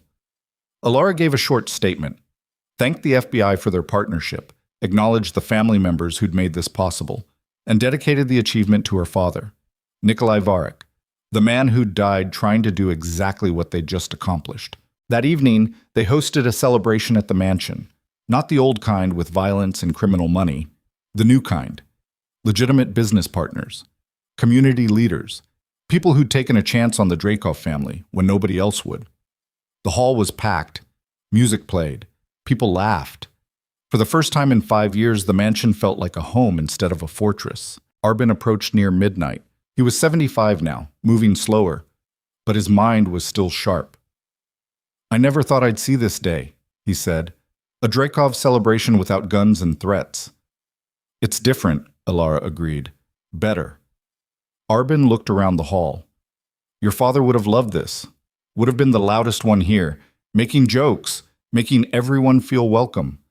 His eyes were sad. Nico always believed this family could be good. I'm glad you proved him right. We're trying. You're succeeding. Arbin put a hand on her shoulder. I'm old, don't have many years left, but I'll die knowing the Drakov name means something other than violence now. That's enough. He walked away before Elara could respond. She watched him go and felt the weight of what they'd built. Not just a business, a legacy, something that would outlast all of them. Cassian found her on the balcony an hour later. The party was winding down inside. The night was cold and clear. Chicago spread out below them like a promise waiting to be kept. Penny for your thoughts, he said, just thinking about my father, about what he'd say if he could see all this. He'd probably tell you to stop working so hard and enjoy the victory. Probably. Elara leaned against the railing. I miss him. I know that's stupid because I barely knew him. But I miss what he represented, the possibility of being good in a world that rewards being bad. He'd tell you that you're overthinking it. Cassian stood beside her. Nico didn't believe in complex moral philosophy. He believed in doing the next right thing, then the next one, then the next one on. Eventually, all those right things add up to a life worth living. That's simple. That's the point. Cassian looked at her. We spent 5 years doing the next right thing over and over. Now we get to live in the world those choices created. And Elara, his voice softened. It's a good world. Not perfect, but good. That's more than most people get. She turned to face him fully. I love you. I don't think I've said that enough. You've said it plenty. No, I mean, I really love you.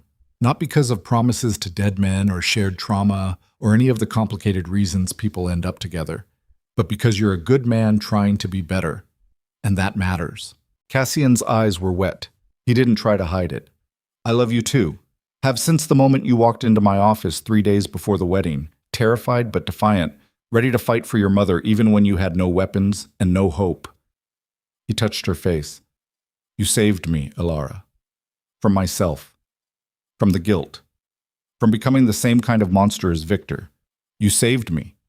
We saved each other. Yeah, we did. They kissed on the balcony while Chicago hummed below, and the future stretched out in front of them like open road. 5 years ago, Elara had walked down an aisle in a wedding dress that felt like a burial shroud, married a man she'd expected to be a monster, and somehow, impossibly, found something real in the wreckage. Now she stood beside that man as an equal, a partner, someone who'd fought beside him through hell and come out the other side scarred but whole. It wasn't the life she'd planned, wasn't what she'd dreamed about as a kid, but it was hers, and it was enough. 6 months later, Elara sat in a doctor's office staring at an ultrasound screen. "Heartbeat looks good," the doctor said, pointing at a flickering dot. "You're about 12 weeks along. Everything is developing normally." Elara couldn't breathe, couldn't process. She'd suspected for a few weeks, but seeing the proof, seeing the tiny human forming inside her, made it real in a way that terror and joy couldn't be separated. Cassian was gripping her hand so hard it hurt. "That's our baby?" "That's your baby," the doctor confirmed. They left the appointment in stunned silence, got in the car, sat there without starting the engine, just processing. "We're having a kid," Elara finally said. "Yeah. I don't know how to do this." "Neither do I." Cassian was still staring straight ahead. "But we'll figure it out. Same way we figured out everything else. Together. Badly at first. Better with practice." "What if I'm a terrible mother?" "You won't be." "You don't know that." "Yes, I do." He finally looked at her. "Because you care. Because you question yourself. Because you want to be better. That's all it takes. The rest is just showing up and trying not to screw up too badly." Elara laughed. It came out slightly hysterical. "That's your parenting philosophy?" "It's my everything philosophy." He started the car. "Show up. Try not to screw up. Fix it when you do. Repeat until you die. It's worked so far." They told the family a week later. Another gathering at the mansion. Smaller this time. Just the inner circle. People who'd stayed through the transformation. People who'd earned their place at the table through loyalty and hard work instead of violence. When Elara announced the pregnancy, the room erupted. Drita cried. Arbin looked like he might cry. The younger members cheered. Even the stoic council members cracked smiles. This was hope. Physical proof that the family had a future beyond its past. That night, Elara stood at her bedroom window staring out at gardens that had been cleaned of blood and replanted with flowers. Cassian was asleep behind her, snoring softly, looking peaceful in a way he never had before. She put her hand on her stomach, felt nothing yet. Too early for movement. But knowing there was life there, a person being built cell by cell, changed everything. This child would grow up without the violence, without the fear, without looking over their shoulder wondering when the next raid was coming. They would have what Elara never had, what her father never got to give her: safety, stability, a chance to be normal. It felt like winning. 7 months later, on a rainy Tuesday in October, Elara gave birth to a daughter. They named her Nadia, after Nikolai. Close enough to honor him, different enough to be her own person. She came into the world screaming and furious and absolutely perfect. Cassian held her like she might break, stared at her tiny face with an expression of pure wonder. "She's so small. She's a baby. They're supposed to be small." Elara was exhausted, drugged, but happier than she'd ever been. "What do you think?" "I think I'm terrified." He didn't look away from Nadia's face. "I think I have no idea what I'm doing. I think I'm going to screw this up in ways I haven't even imagined yet." "Welcome to parenthood." "Yeah." He finally looked up. "But I also think this is it. This is what everything was for. All the fighting, all the pain, all the impossible choices. It was to get here, to this moment, to giving her a chance at something better." Elara's eyes burned. "My father would have loved her." "Yeah, he would have." Cassian brought Nadia closer so Elara could see her. "But he'd be even more proud of you, of what you built, of who you became." "I became a person who runs a business empire. You became a person who kept a promise to a dead man by becoming someone worth looking up to." Cassian's voice was soft. "That's everything, Elara. That's the whole point." They sat there in the hospital room while rain hammered the windows and Chicago went on with its business outside. A city that had watched the Drakov family transform from a symbol of violence into something approaching respectability. Not perfect. Still complicated. But moving forward. Nadia slept in her father's arms, unaware that she was the culmination of 18 years of guilt and 5 years of grinding reform. Unaware that her existence represented hope for a family that had spent generations choosing the wrong paths. She was just a baby. And that was exactly the point. 2 years later, Elara stood at her father's grave again. October sun cutting through bare trees, wind carrying the smell of fallen leaves. Nadia was on her hip, 22 months old, babbling nonsense and pointing at birds. "This is your grandfather," Elara said, kneeling beside the headstone. "Nikolai Varek. He died before you were born, but he would have loved you so much." Nadia reached toward the stone, tiny fingers brushing cold granite. "He made a lot of hard choices," Elara continued. "Choices that other people judged without understanding the full story. But he did them to protect me, to give me a chance at something better, and I'm trying to do the same for you." Cassian stood a few feet away, giving them space. He'd been here 100 times in 18 years. This was Elara's first visit since Nadia was born. She'd needed time, needed to process what it meant to be a mother before she could face the father she'd never really known. "The family is good now," she said to the stone. "Legitimate, profitable, boring, honestly, which is perfect. No more violence, no more FBI raids, just business and life and trying to be decent people. You'd be proud." Her voice caught. "I hope you'd be proud." Wind moved through the trees, carrying sounds that might have been answers, might have been nothing. Elara chose to believe they were answers. "I'm going to tell her about you," she said, "when she's old enough. I'm going to tell her that her grandfather was brave, that he made impossible choices because he loved his daughter more than his own life, that he died trying to make the world better." She touched the stone. "And I'm going to make sure she knows that sometimes the hardest thing and the right thing are the same thing, just like you taught Cassian, just like Cassian taught me." Nadia made a sound, something between a laugh and a question. Elara kissed her daughter's forehead and stood. Her knees protested. Her back ached. 2 years of parenting and running a business empire had taken their toll. But she was happy, genuinely happy in a way she'd never thought possible 5 years ago. "Ready to go?" Cassian asked. "Yeah, let's go home." They walked back to the car through falling leaves. Nadia chattered the whole way, pointing at things, naming them in her own toddler language. The future distilled into 22 months of pure possibility. That evening, the three of them sat in the mansion's library, fire crackling in the fireplace, Nadia playing with blocks on the floor, Cassian reading case files for a legitimate court proceeding, Elara reviewing financial reports that showed steady growth across all their business holdings. It was domestic, boring, exactly what they'd fought for. "I've been thinking," Cassian said, not looking up from his files, "about selling the mansion, buying something smaller, somewhere without ghosts." "You sure?" "Yeah, this place, it's beautiful, but it's also a monument to everything we left behind. I want Nadia to grow up somewhere that doesn't have bullet holes in the walls, even if they've been plastered over." Elara looked around the library. 5 years of her life had been spent in this building, fighting, surviving, building something new from the ashes of the old. But Cassian was right. It was time to move on. "Okay," she said, "let's sell it. Find something with a yard, maybe some trees, a place where Nadia can run around without tripping over family history." "You're not going to fight me on this?" "Why would I? You're right. This place is beautiful, but it's not home. Home is wherever the three of us are. The building doesn't matter." Cassian looked at her with an expression she couldn't quite read. "You know what I realized the other day?" "What?" "I'm happy. Actually happy. Not just content or satisfied or getting by, but genuinely happy to wake up every morning." He set down his files.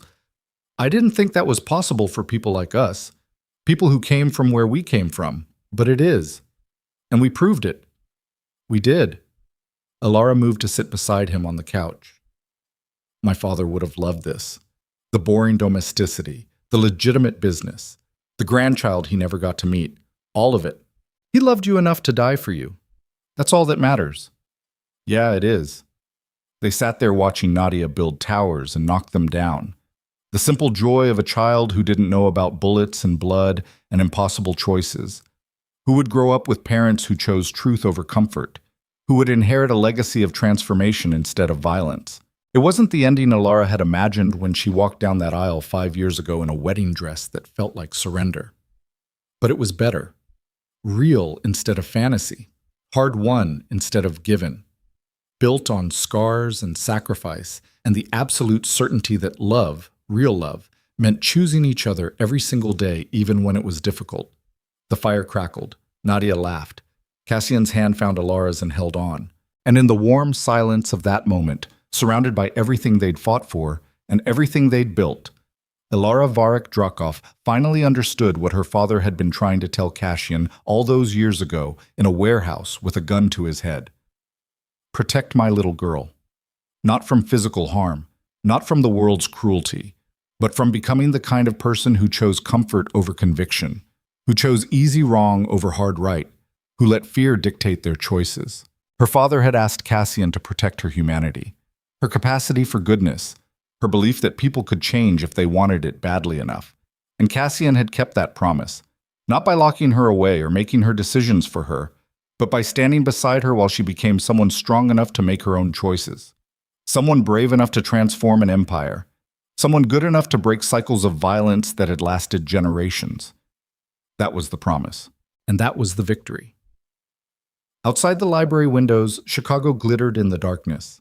A city that had watched the Drakov family evolve from a cautionary tale into something approaching redemption. Not perfect, never perfect, but trying.